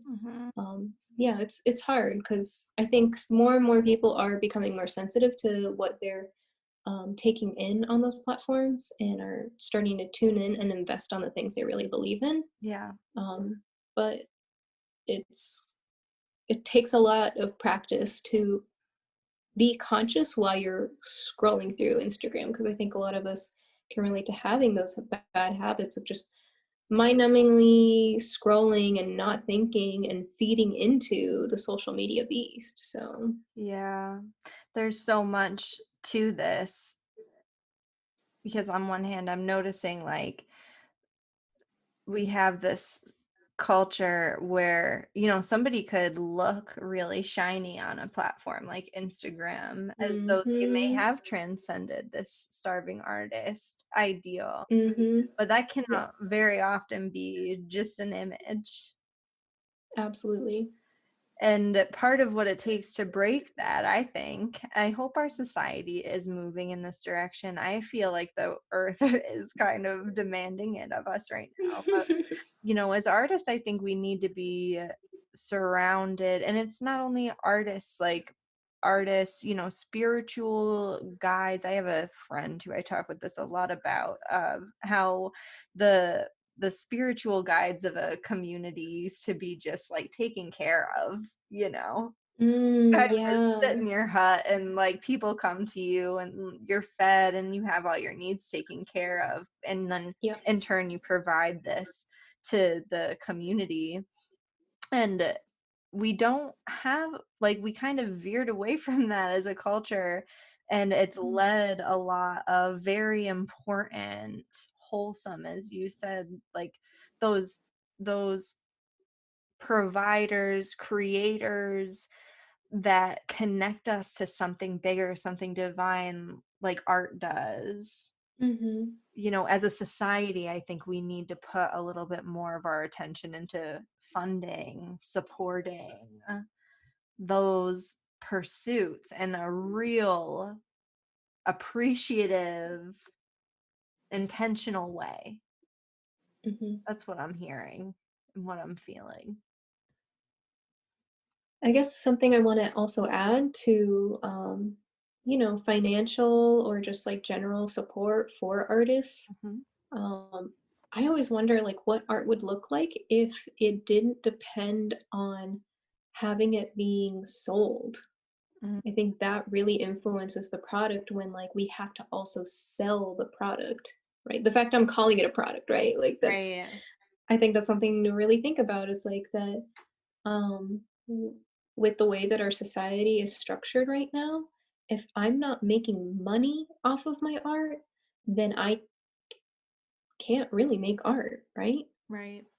So when it's such a direct relationship there, um, people can take that in different directions, right? Like, how many people, like, kind of competitively make art for the sake of making money, that art money? Because sometimes that art money can be good, right? Like, if you get the right intersection of, like, ideas or colors or whatever and, like, really kinda tickle people in a certain way, you can make money off of it. Yeah. But what if your art's not, like, shiny or, like, it's not just about pleasure and, like, luxury and all those, like, things that might attract people? Like, I'm thinking a lot about, like, what my art would look like, outside of, capitalism, that if I didn't have to sell this as capital, what would it be? Yeah. Because there's plenty of times where I'll make something or I'm thinking about making something, and then it crosses my mind like, "Oh, that would be impossible to ship. If I can't ship it, then I can't sell it." And then I'll stop right there and never even create the piece. Wow. Yeah. I mean, that's, like, what I used to do, but I'm thinking about it now because 'cause I'm like, "Wow, like, how many things did I not never manifest because of that?" Yeah. It's a sad thing to think about, really. It's happened to you. It's happened to me. I'm sure it's happened to many creative people, that hold Totally. themselves back because there is one green thing that makes our system turn right now. Mhm, And, I think part of the biggest change that's happening in our society is this start to question, like, what would a society look like if we changed this, if we extricated money as it looks right now from the system, because it's become this uh, really oppressive energy for a lot of people. mhm, And that's not what money's all about. It's not what it should be all about. I don't think money's catching a real bad rap because of the way that been started to flow through our society. mhm, It can also be such a great resource to create amazing things with. I love where that question is leading you. mhm. Yeah, because like, money could be a really flexible point system, but right now it's got a very distinct flow in only so many directions. Mhm, So, yeah, there's just not enough that's being flowed to, like, communities who need it, mhm. communities that are underrepresented, undersupported, all those things, um, or to artists who could be evolving this culture in a better direction by inspiring people to move in a better direction. Yeah, and it really wouldn't take that much. It's like, you know, we're starting to see, especially with everybody needing to stay home because of coronavirus. It's like, should the amount of money somebody makes really determine whether or not they're able to eat? Should it really determine whether or not they're able to be in a safe space to sleep at night? Should it really determine whether or not they're able to receive health care? Like, Mhm. is that really the society that we want to build? Because we all pump a lot of money into people who make enough money to Mhm. resolve all of those problems. Uh, I don't know. We could be doing a better job than we're doing. Let's just say it seems to me that that's a pretty clear thing that something ain't working. Mhm. I think there's a lot of Americans who see people who have like done well in the system that we have right now, Mhm. and in the back of their minds they're hoping that they're going to win that lottery Yeah. and like become that next billionaire or whatever. And I think that hope, that kind of like misguided hope, is what allows people to kind of make excuses for that because they're secretly hoping that they'll be them. But then also on the flip side, when we look at like, for example, homeless people, it's so unfortunate how people who are also struggling but not homeless will look at homeless people and they would be so quick to point at a homeless person and say, "What did they do wrong Right. to end up homeless? Why is it that they don't have a job? Why is it that they're not holding their weight? Why is it?" And but they would not redirect the same criticism to people who are doing so well, if maybe not too well, you know? Like they're not gonna question someone like Jeff Bezos, who's making billions of dollars in the middle of this pandemic, making so much money. They're not gonna point the finger at someone like that, but they'll point down at a homeless person and say, like, "Do they really deserve food stamps? Do they really deserve my help? Do they deserve shelter?" When like, why that's not where their attention should be directed. Yeah. It's like we're all climbing over each other for a small amount of resources at the Mhm, bottom instead of joining together, mhm, lifting each other up, and demanding better for our society. And, mhm, we have a lot more power than most people give ourselves credit for in our dollars. mhm, We made Jeff Bezos a billionaire. So, like, there's a lot to be said for intentionally creating and funding the society that we care about moving forward. And I really wish, I hope that this can inspire even one person to think a little bit deeper about what that might look like. I have a feeling that our listeners are probably thinking about this a lot already. And I love you for that. I love you for that. Keep thinking about it. Keep fighting the good fight. If Yeah, there's anybody who's trickled through who's like still just not quite sure, do we need to, do anything about this wealth gap, or is it just that the homeless aren't working hard enough? mhm, And it's like it's really hard to work when you're homeless. When mhm, you're homeless, the work is basically finding a place to sleep. The work is finding a meal. The work is, you know, trying to find a place to take a shower. And mhm, if you can't take a shower, then it's really hard to get a job. yeah. Who wants to hire someone who hasn't bathed? Exactly. But if we lived in a society that had those more basic needs that were a little bit more easily met than they are right now, I would love to see the types of things that people would be creating. I think there's all kinds of solutions that are hidden out there being crushed by poverty. Mhm, mhm, absolutely.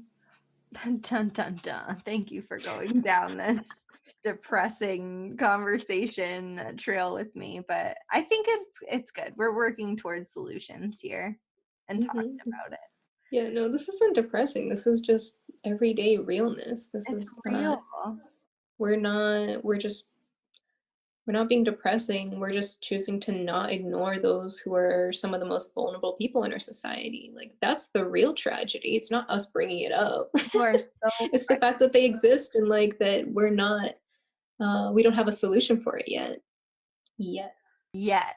I love that. Well, and so you are about more than just talking about it too. You are all about being about it. And I would love to ask you, you spent a lot of time at the protests in Boston that have been going on in recent months all over the Hmm. country, but you're closest to Boston. And I wonder if there's anything that you've experienced during your time at these protests that you'd like to share with our listeners. Yeah, I've definitely slowed my roll on going to protests. I'll admit that I am not going to that many protests anymore. Not that I am completely against it. I just realized that my efforts are better invested on my platform, for example. Like I have over 20,000 followers, and I have a much wider reach there than I would if I stood in a crowd and held a sign. But that's just me, right? Like I'm just trying to take into account my particular Yeah. position and how I could best um, best represent this movement and be involved in this movement and spread the message. Um, but with that being said, I still feel like I'm in a little bit of an echo chamber. So, so those are things to constantly try to reevaluate. But as for the protests that I've been to, I've also not just as a protester, but I've also volunteered as a marshal to try to be a little bit more involved, trying to feel out if like that's something that works for me because I am better at looking at things at a bigger picture, or I'm not someone who I know how to control myself in high stress situations. Well, actually, it's not really me controlling. I just get really calm and quiet because my gears are turning really Mhm. fast when stressful situations arise. So just knowing that about myself, I thought maybe that would be a good fit for me. But in the end, in Boston particularly, there are a lot of white people, and there are a lot of people who feel guilty right now. There's a lot of people who are really new to this conversation of the Black Lives Matter movement, and really new to realizing how the world was made, or not the world, the United States was made for white people and white property, and not for equality, as we like to think that it's made for. Mhm. So the energy, generally speaking, the energy at these protests is exactly that, like shame, guilt, but not backed up with passion. It's not backed up with conviction because all of this is still fresh and new to a majority of the people that are showing up. Yeah. So I think, people are mostly there to listen because they're still learning, but a protest is supposed to be like like putting out a message, like that you've reached a conclusion and put out a message. So it is kind of contradicting in that way, that so many people are there to learn when other people, especially the organizers, are there thinking that they're there to collectively deliver a Yeah. message. So seeing that disconnect between the population being ready and how the organizers are trying to push this herd um, was a little painful to watch. And that's kind of when I really started to reconsider my position and how to better position myself with my contributions. Yeah. I think we all need a little bit more permission to do that honest evaluation about like where is my time best spent in supporting this movement, because Hmm. you know there are so many different roles to take. There's so many different ways to support, and it's easy to get hard on ourselves about how we are or are not or have not shown up in the past. And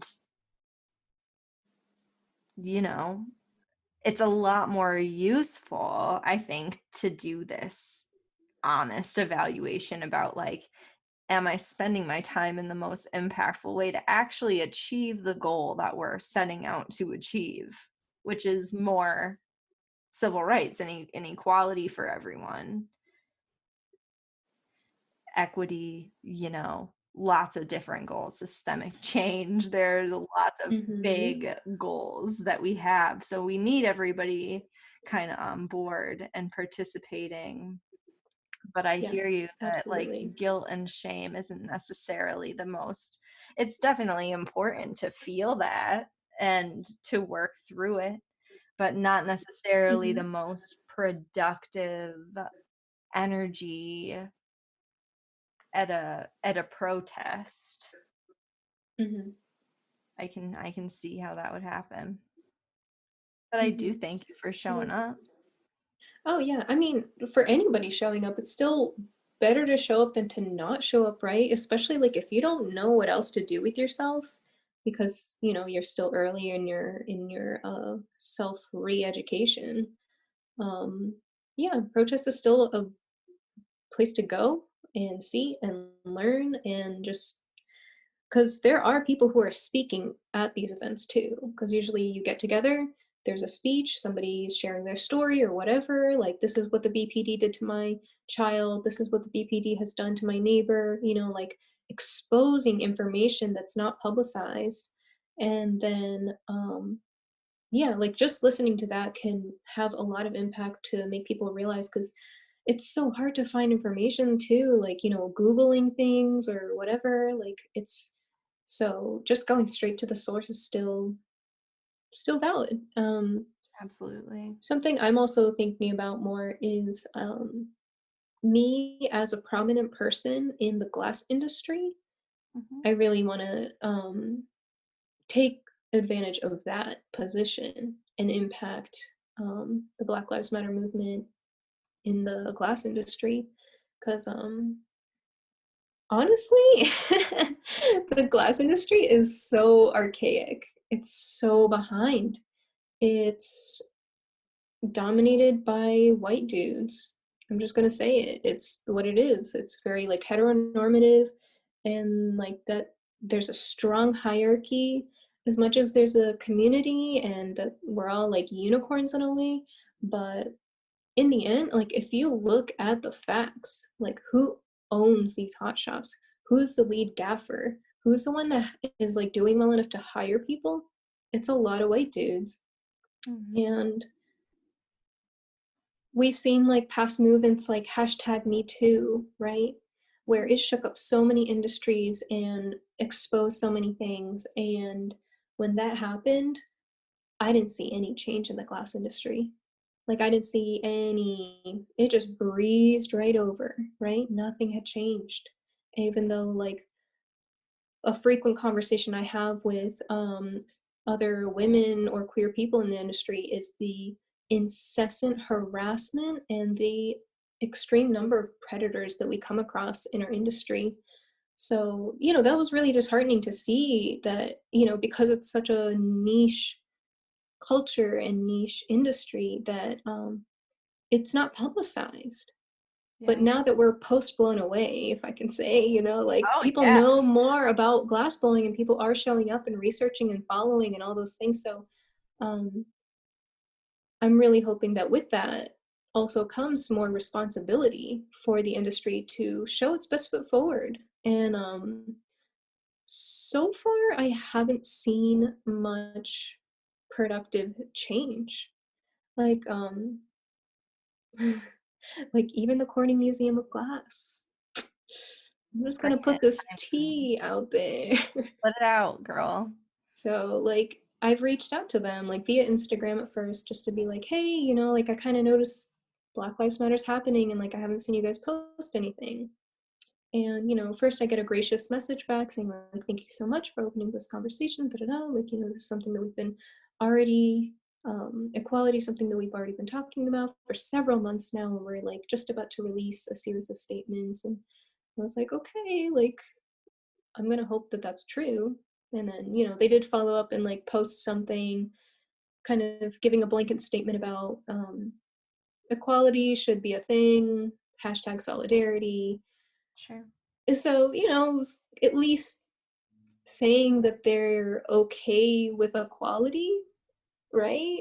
It's kind of like the bare minimum, I guess, right? Yeah. And then they like posted a couple pictures of glass art made by Black people, and then like reposted a picture of a Black artist that did a residency there like many years ago.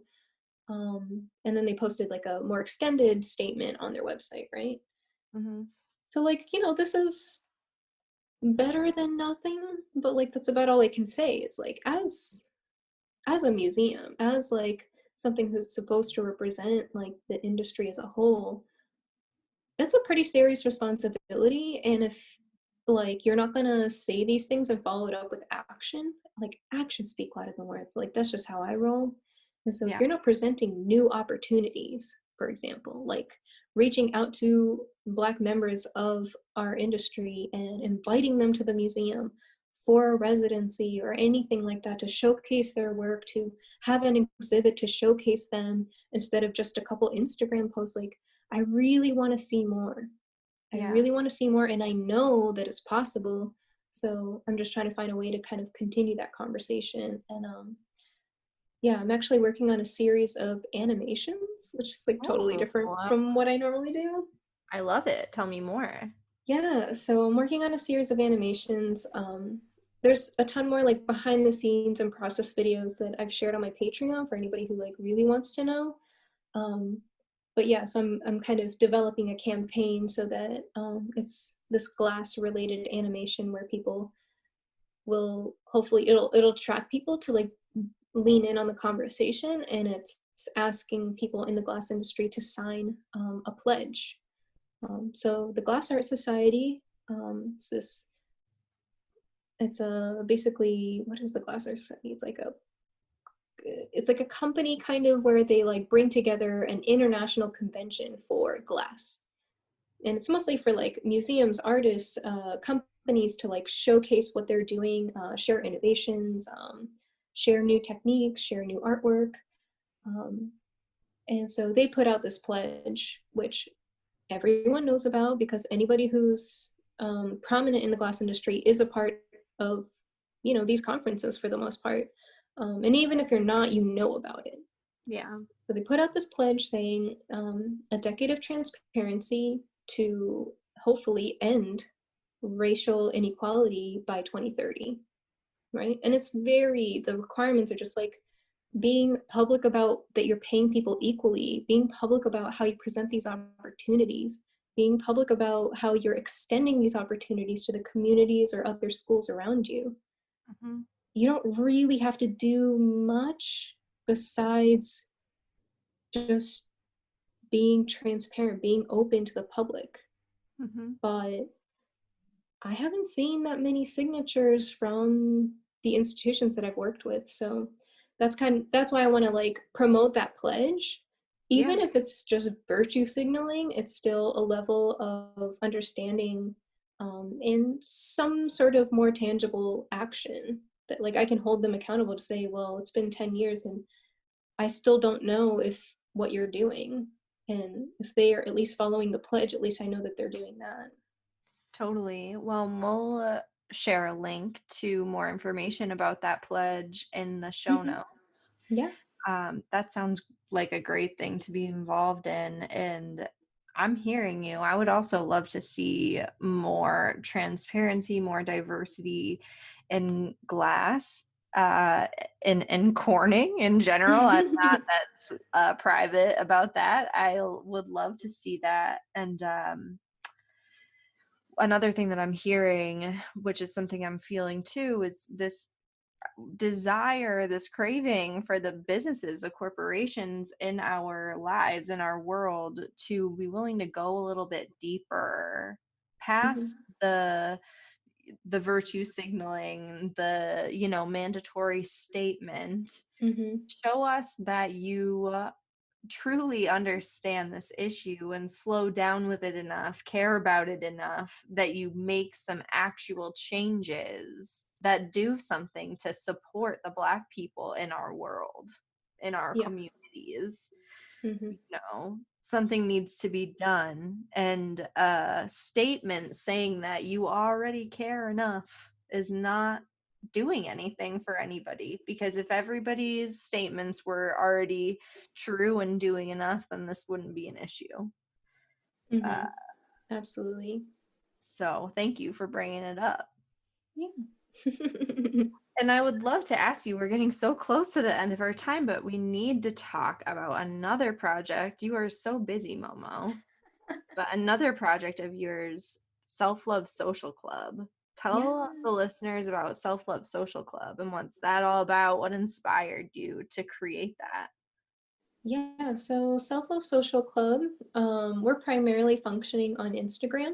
So it is an online platform where we share ideas and resources, but basically the idea is that we're promoting the attention to taking care of yourself, to go the step further of just doing the basics to get through your day, but to give moments to love yourself because we need to heal in order to be the most that we can be and to then share and emit that love to the people around us.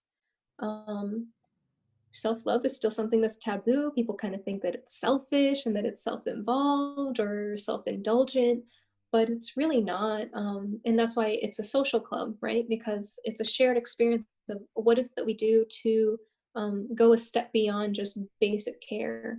What does that look like to be mindful of the things that you do to yourself, the way that you think about yourself, the way you treat yourself?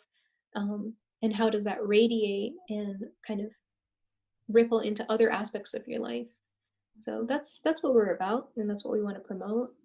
Um, yeah, it's something that my friends and I started when Sakina and Papatson, two of the other co-founders, we were all artists and we see a lot of art. And we were at Miami Basel a couple years ago when we were realizing, like, after walking through so many galleries of different artwork, that we felt heavy, like something just wasn't sitting right, and we realized we really didn't like a lot of the art that we saw because it was exhibiting things that were so like lustful and luxury and like really specific like body types or really specific faces or things that essentially weren't relatable.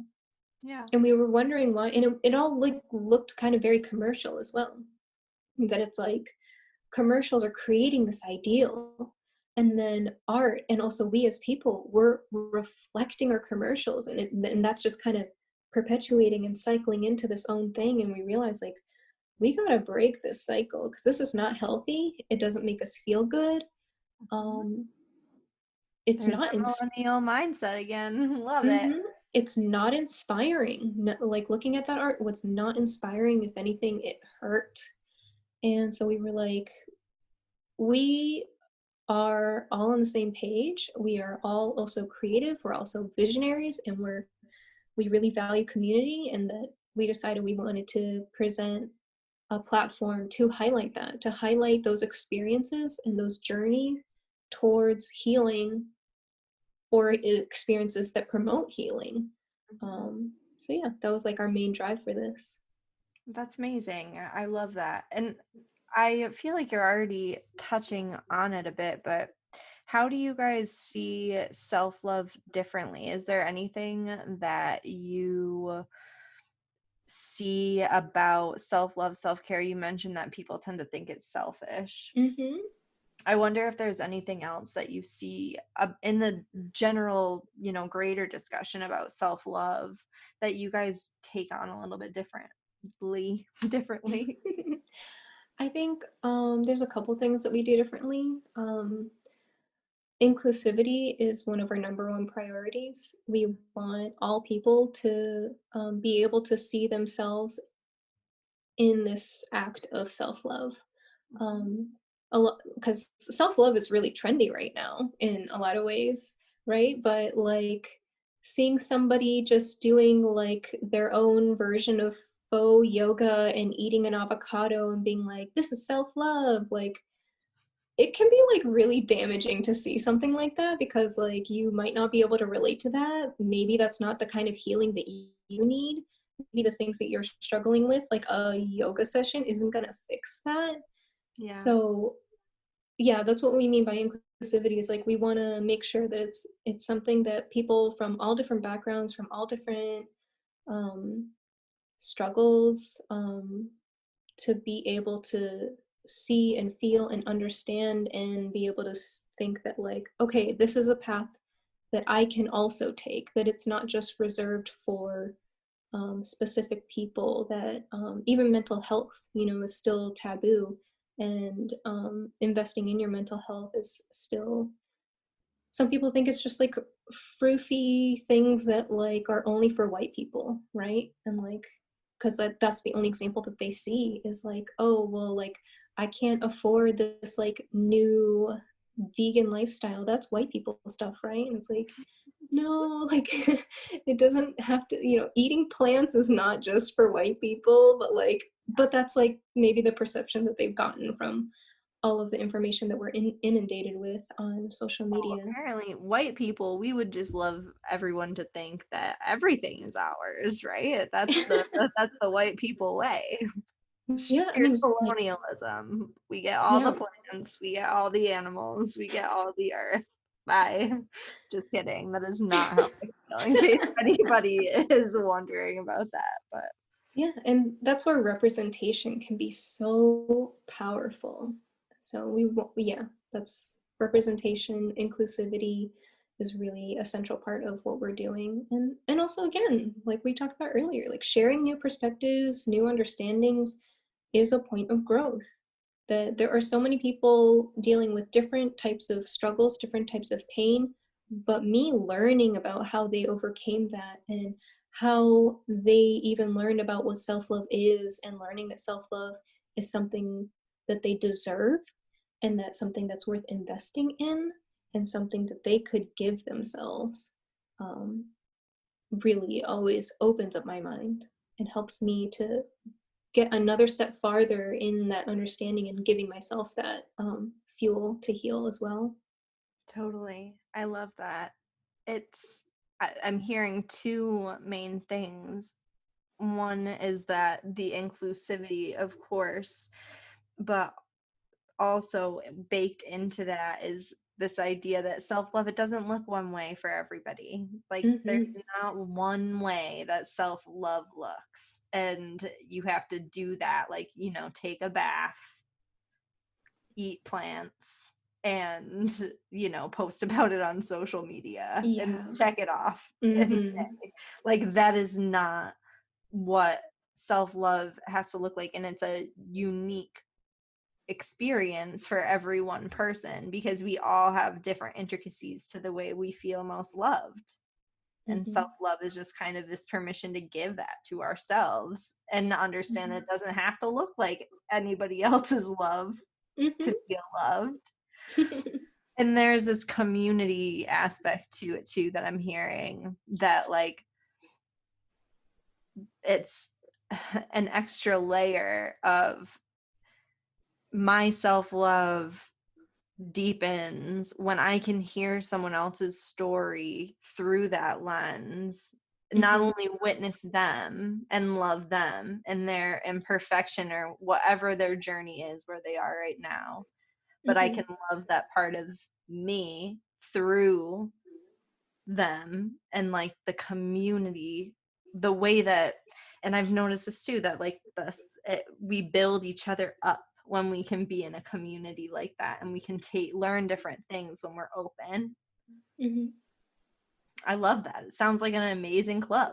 Empathy is a really big thing. To have empathy for another person who is suffering and is trying to work on that suffering, but also have empathy for yourself, that like to recognize that yeah, you might be struggling and that you might need a breather and some time and space to deal with that hurt.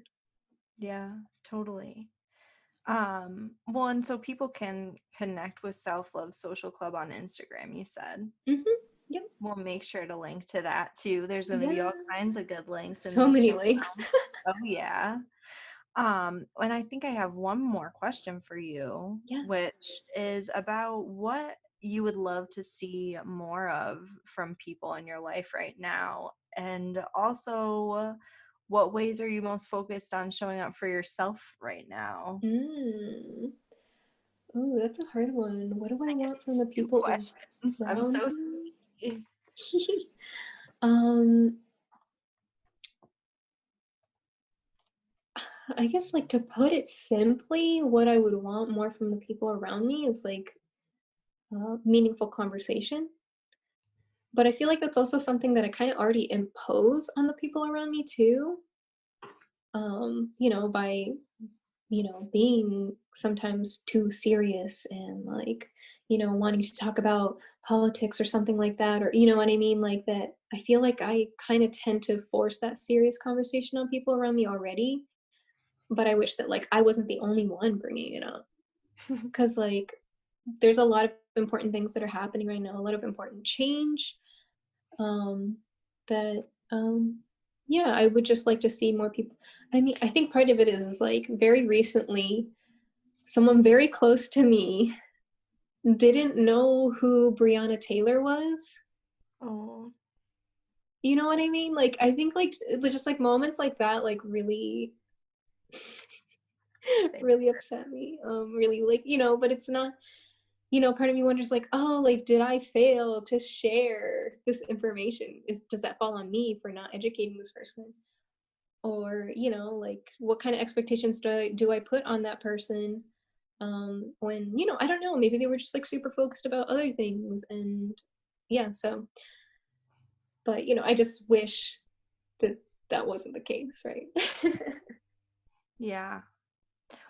Yeah.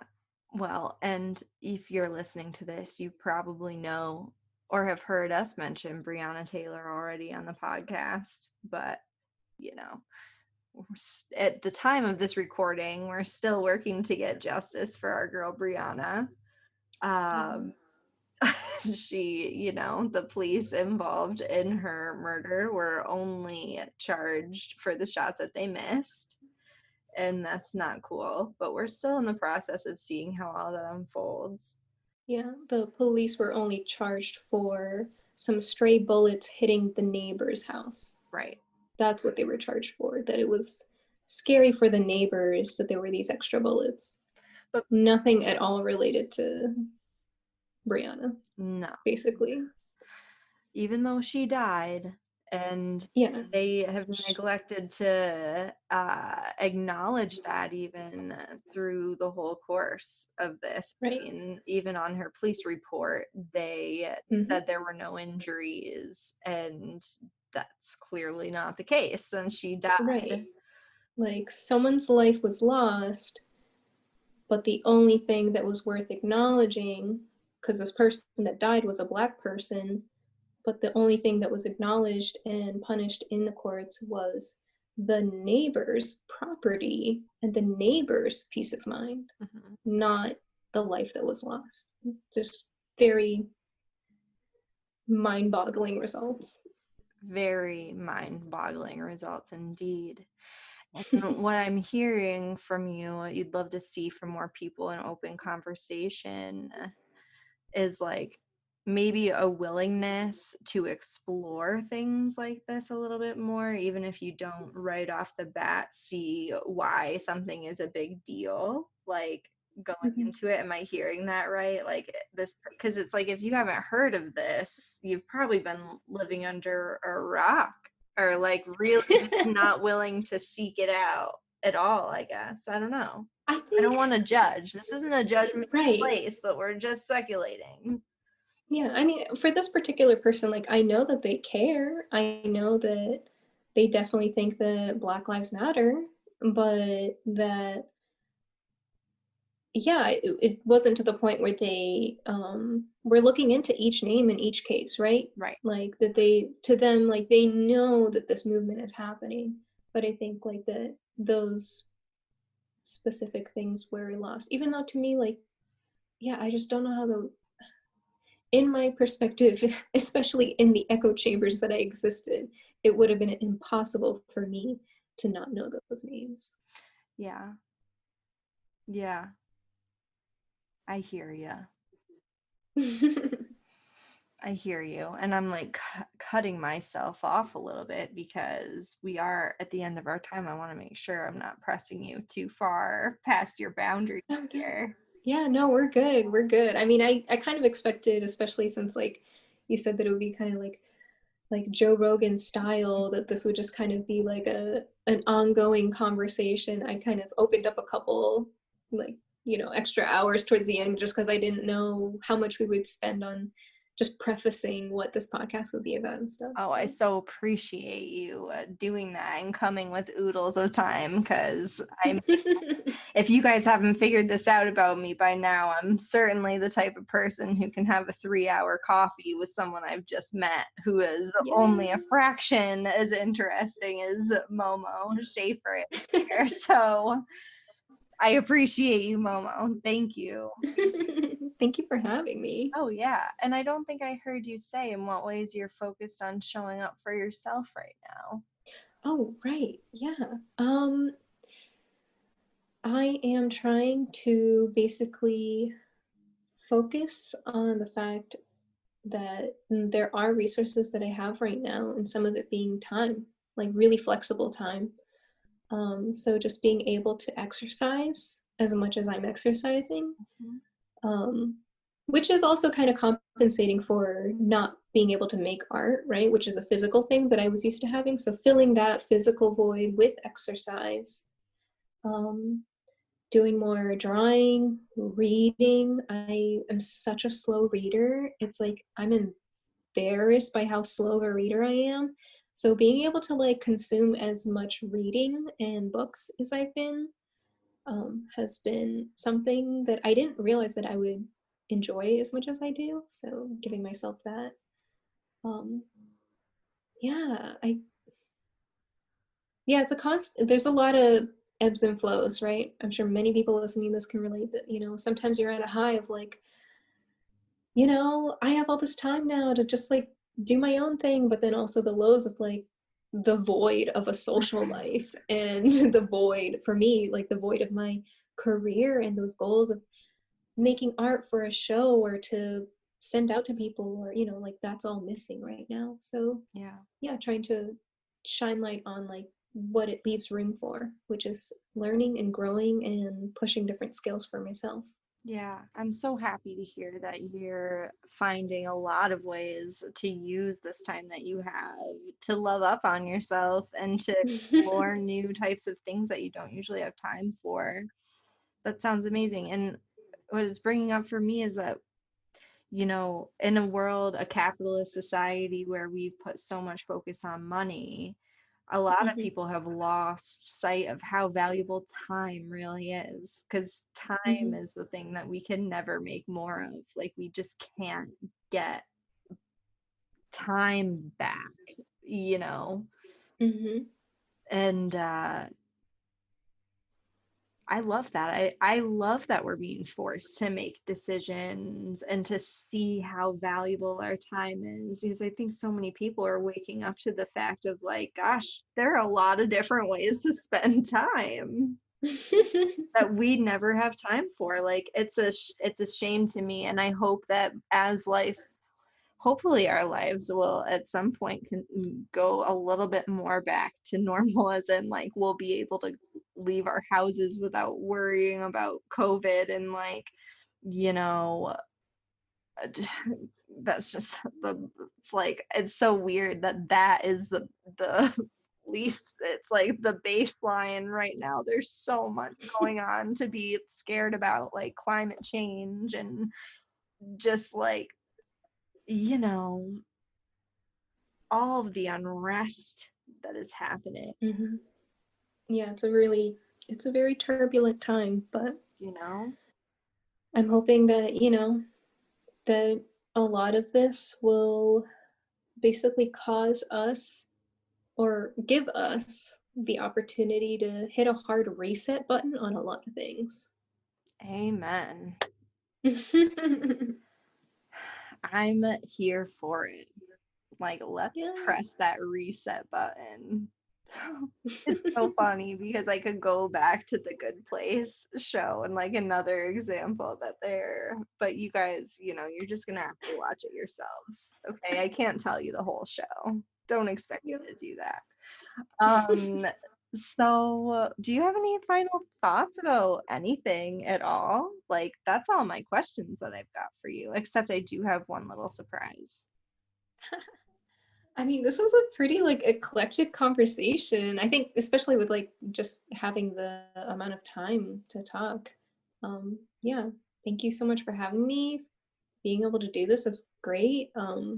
It's refreshing to have this time because so many of my other conversations are very fleeting. It's like talk about blown away for 5 minutes and then talk about what's next for, another five and then that's it. So yeah. We go deep around here. Like I can't do it any other way. And I know it's a big ask to ask you to clear out hours in your schedule. It's a big ask for anyone, but I just so appreciate the chance to linger on topics as we see fit and honestly, Momo, I could talk to you for probably another three-hour podcasts and we wouldn't run out of anything because I feel like I had to hold myself back on questions so much, and we're like over our time now. It Yep. was amazing.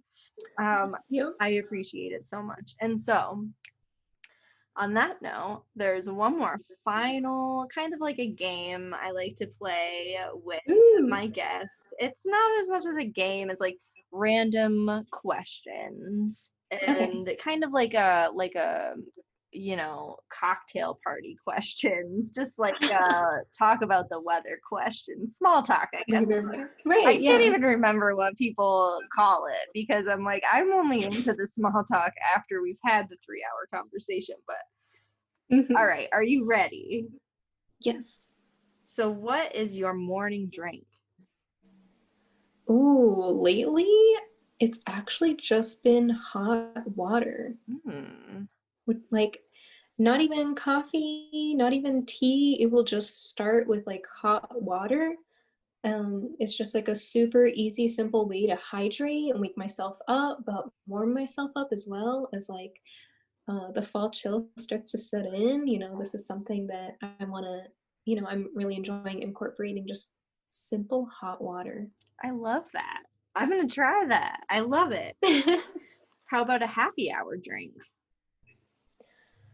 So I did participate in a lot more like happy hour type things earlier in the lockdown. Um, and I'm not a huge drinker. I can pretty much only have like one drink and then I'm like, I'm good. I'm rosy. My tolerance is low. Like maybe even half that drink I and I'd feel probably you, be like girl. Same. done. Yeah. So it was just drinking whatever was around the house. Like sometimes my sister would get like different bottles of wine for her like work happy hour and stuff like that. But I had a bottle of rakia. I don't know if you're familiar with this liquor. No. It's really popular in the Balkans. It's I don't know. It's like kind of like vodka but stronger.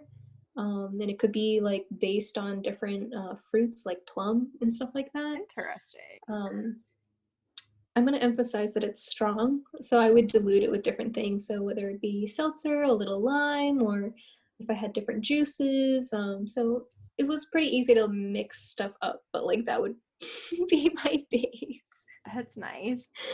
Sounds So interesting. I'm gonna have to look that up. And I'm also yeah. feeling very inspired to ask, especially if you're not a huge drinker, do you have any like go-to special virgin drinks that you love to make? I jokingly call seltzer my favorite beer because I'm such a lightweight that, it's sometimes just better for me to not drink, but that'll be like my like what's it called to cap the night, after a long day of hard work I'll just crack a can of seltzer and yeah. You get your little fizzy fix. I feel Exactly. you. We are big seltzer drinkers in my house. It's become like a little bit of an addiction. I'm not gonna lie. I don't know. I'm like, what do Yeah. they put in this seltzer? Because I only want seltzer at this Mm-hmm. point. It's that satisfying crisp bubbly, just the hint of whatever fruit flavor.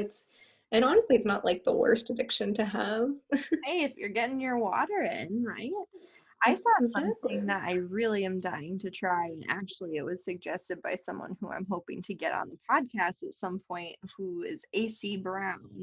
And she shared with her Instagram that she mixes seltzer water with a little apple cider vinegar. And Oh. it makes me think of like even a little kombucha type of Mm-hmm. drink. So I'm gonna have to try that. I'm just throwing that Mm-hmm. out there. Yeah, definitely. I like really light flavors too, so like fresh basil or cucumber, or so it's a little bit more on the savory side, but those fragrances they never get old to me. It's really refreshing. I love that. Thank you for sharing. Hmm. What are you listening to right now? Mm. Musically. Yeah, yeah, yeah. Oh, that's a good question. I'm such a sampler. Like I listen to like one song from this person, one song from the other, or somebody will play a good song on their story and I'll like go check that out. So it's not really like there's like a genre specifically I'm looking at. Mhm. So I guess it's like not the most exciting answer. No, it's fine. um, yeah, it's so I'll have to just let me just look at my phone. Yeah, I'll just tell like us tell who are you. your favorite artists you're sampling right now. I'm a big sampler too. I bet that our listeners can probably relate to this. We're Mm-hmm. exploratory people. You can't confine us to any one genre, okay? Mm-hmm. Well, I mean, just like the most recent things that I've liked is Tidra Moses meets K Tronada, like a remix, Ghost Town DJ, Cashmere, Doja Cat. Like it's pretty. There's like a few like Japanese rappers. Nice. Um, yeah, it's really all over the place.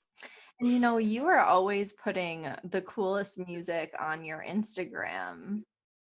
Oh, thanks. I always am like struck by it, and I don't know.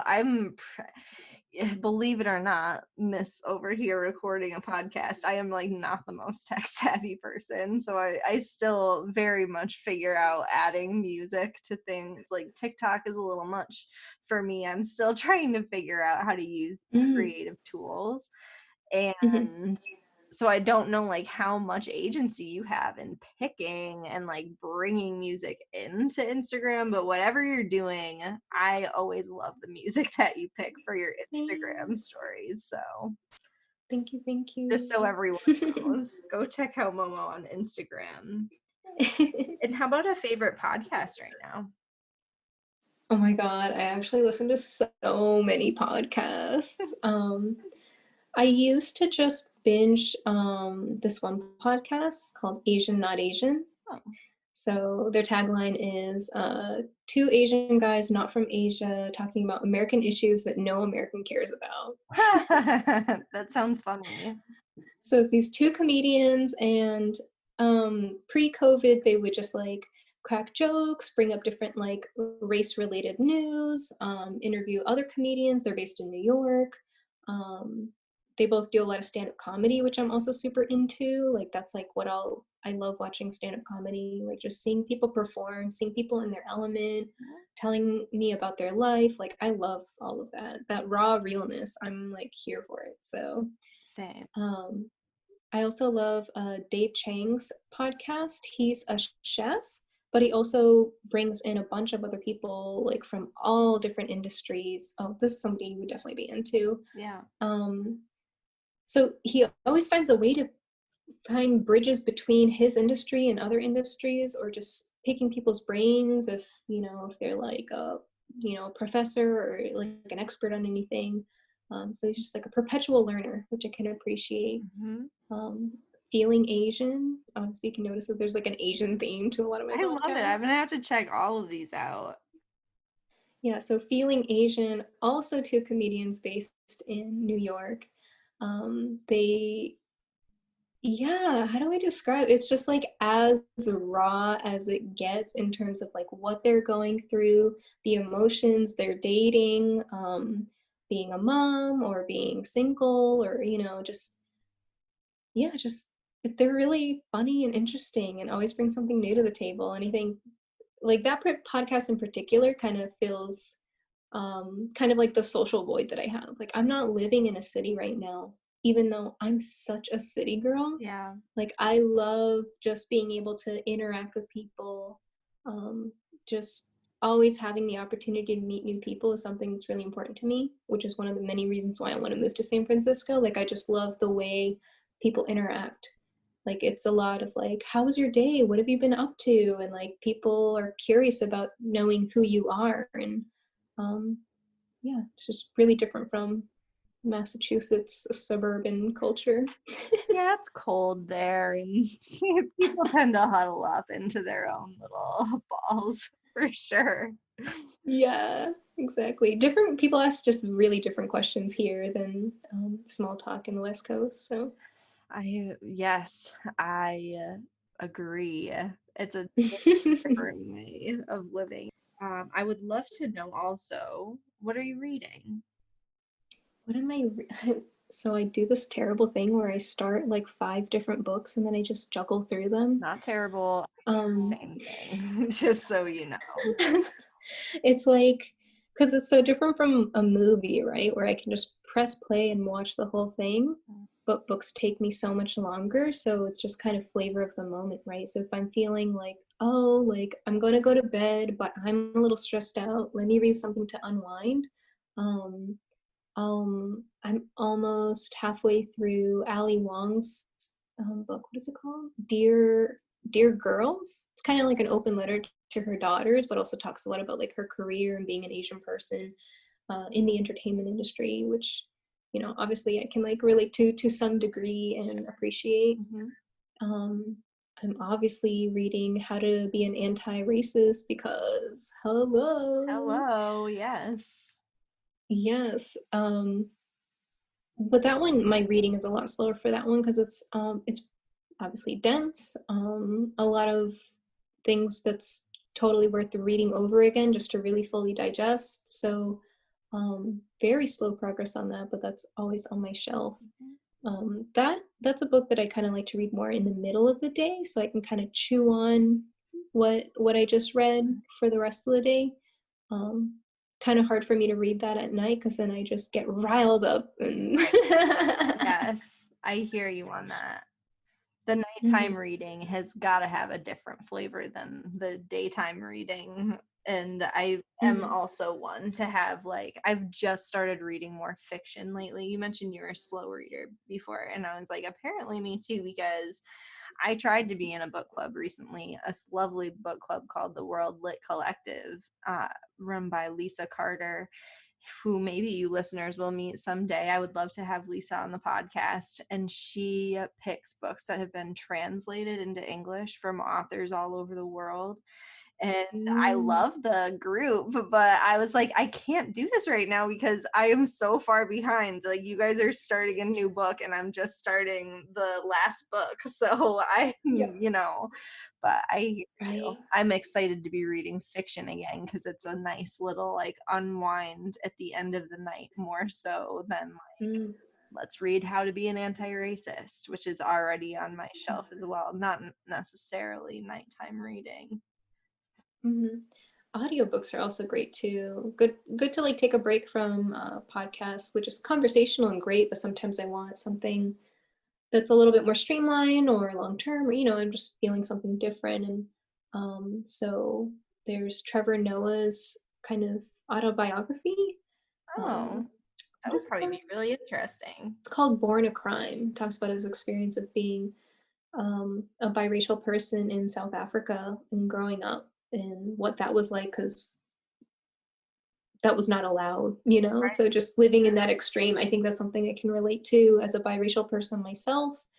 Obviously, my existence wasn't illegal, but I'm still an anomaly in a lot of ways. So, Mhm.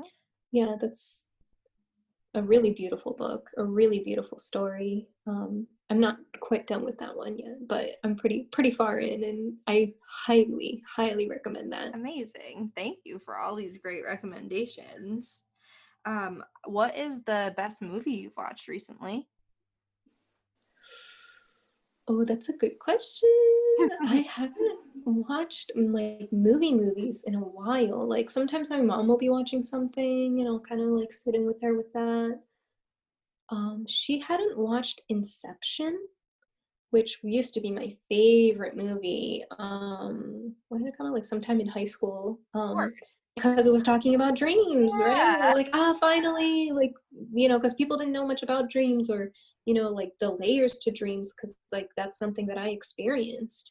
And lucid dreaming was something that I practiced heavily late high school, early college. For those of you who don't know what lucid dreaming is, it's when you gain consciousness while you're in your dream state. So you become aware that you're dreaming, but you're still in the dream. So you can kind of push and pull and start to take control of your dream.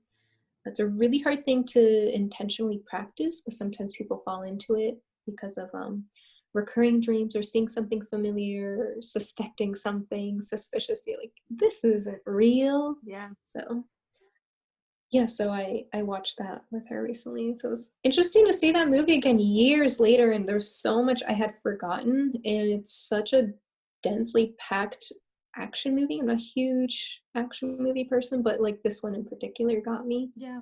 Great acting, but also like kind of it was interesting to revisit and realize like this is very CGI heavy. Mm-hmm. So there's just a lot of eye candy because of how trippy it is. But if you're really listening to like what they talk about dreams, it can still be like really eye-opening. Yeah. You're making me want to watch Inception tonight. Figure. Yes. And what is your favorite color? Ooh. This is like a complicated question to ask an artist, I'm sure. Yeah. Oh man, so like even as a kid, I always like would paint with every single color because I never wanted any of the colors to feel left out because I loved each one so much. Yeah.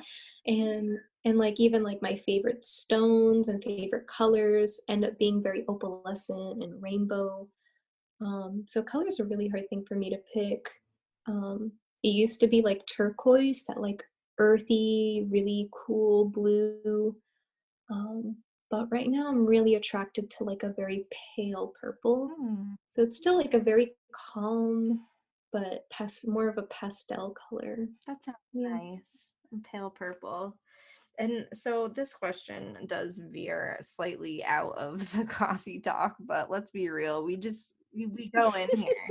Do you have an alter ego? What's their name? An alter ego. Oh, you mean like a character that I like show publicly? Yes. So my inspiration for this question, like for instance, is how Beyonce talks about Sasha Fierce, and she has this state persona that she steps into. And I got really curious. I was like, I wonder, because I feel like I have one of those, and I wonder if Yeah. other people like really intentionally do that too. I think maybe there's certain situations where I might kind of like turn it on for people. Sure. Um, I would say there's definitely like some social settings where like I know I need to impress people, maybe they're clients, maybe they're going to be my future boss or something like that. So maybe like in those situations I'll kind of play up like whatever inner diva that I have. Mm, But I she doesn't have a name.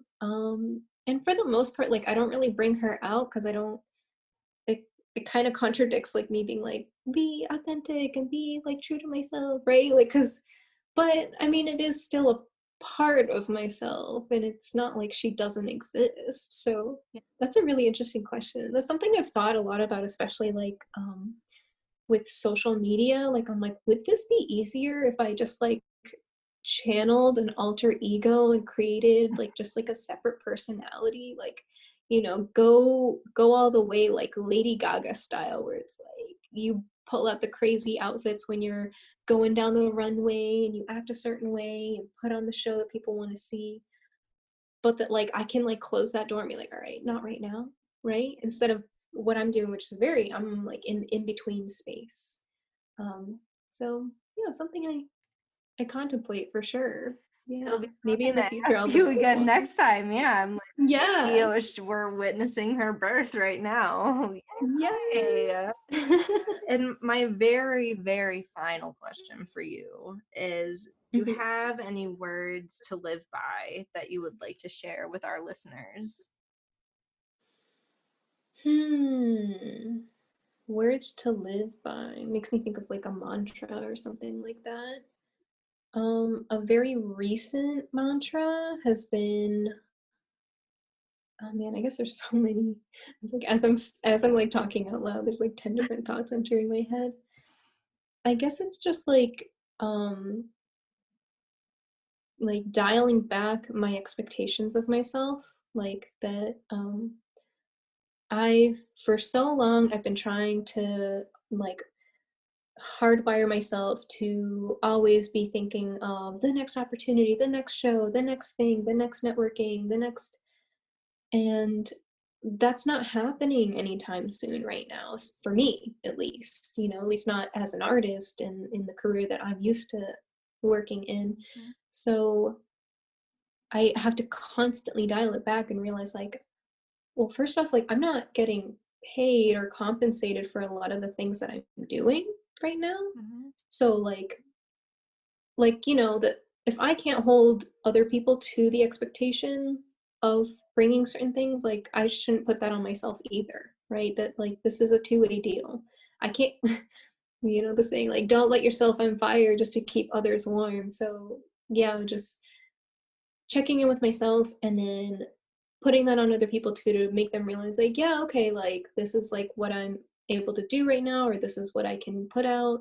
Just I think that's the way that I'm practicing empathy for myself and also for others, by showing that like I'm prioritizing myself right now. This is like this is what I can handle in terms of output. And this is, yeah, just being careful of my input and output. I love that. I'm hearing a lot about boundaries, healthy boundaries there, and like Mhm. being realistic and honest about what you can and can't do, and just kind of transparency around that. And I love the don't light yourself on fire just to keep other people warm. Yes. Don't do that, Yeah. please, because if you light yourself on fire, then you can never come back. And well, that's not true necessarily. I love how You, dark you might my mind like gets so dark. I'm like, you might have a little like you might have to go through a recuperation you would period have to have if a you do that. really long recovery probably if you lit yourself on fire before you would be able to come back on the morning slice and visit us Yeah. again. And I Yeah. hope that you will. How can our listeners get in touch with you if they would like to? We've already mentioned a few different things, but Hmm. uh, Yeah, I think easiest for most people is following me on Instagram at Glassy Momo. You can like learn more about me by checking out my website, which is momokoschafer.com. If you want to support me more behind the scenes, where to get like the real content, or collect my art or whatever, check out my Patreon.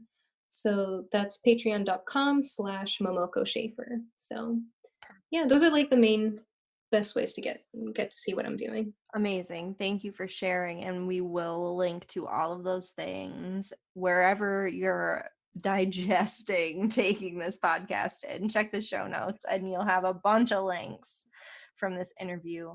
And I just thank you so much, Momo, for coming and spending this time. I sincerely just appreciate you so much. Thank you. Yeah, thank you for bringing me. This was so good. Yes, I agree. And I hope that you have a great rest of your day. Everybody listening, Thank and you. same to you. And we'll talk again soon. All right, guys, that is it. Did you have as much fun getting to know Momo as I did? I just love that conversation. And a few notes before I let you go.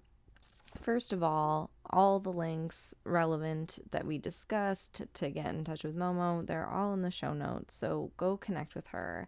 She actually just moved to San Francisco. Yay! So that dream has manifested.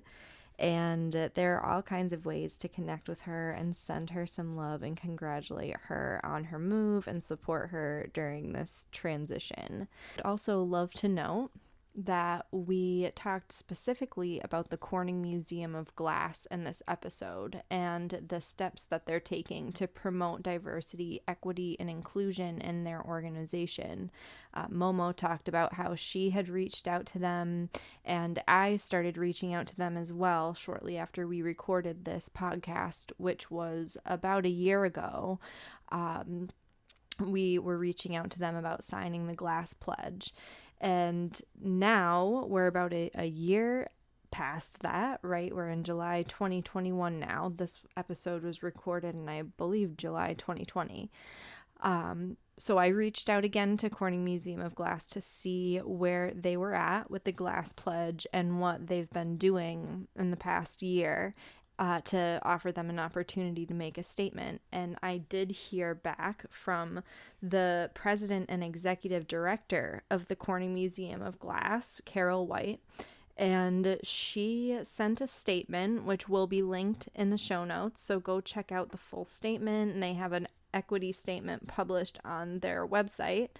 But what I really loved to see most in this response to me was that they noted that a significant part of their journey is understanding the role they've played in creating barriers to equity. And they are moving forward trying to address those barriers that they've created. So they are working on this. And one of the things that I was most encouraged to see is an opportunity that I want you to be aware of, that the Corning Museum of Glass has started offering a residency that is specifically for Black, Indigenous, and people of color. So that's the BIPOC residency. And I will leave a link to the page with more information and where you can apply to that in the show notes.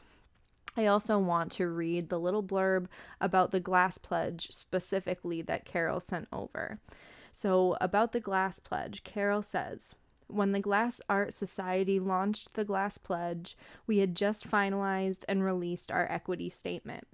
We realized that there was still much work to be done to plan our DEI long-range strategic plan with an associated timeline that was realistic for our institution. There was a timeline attached to the Glass Pledge, and we were uncertain we could commit to all of the Glass Art Society's strategic milestones before we had thoroughly contemplated our own DEI milestones. Once we better understand our own plan and its timeline, we may very well sign on to the Glass Pledge, but we're taking time to ensure we are planful and deliberate in our approach to this critical work. So, what do you think about that statement? Is that the sort of thing that you like to hear from the organizations that you're involved with? I would love to hear what you think.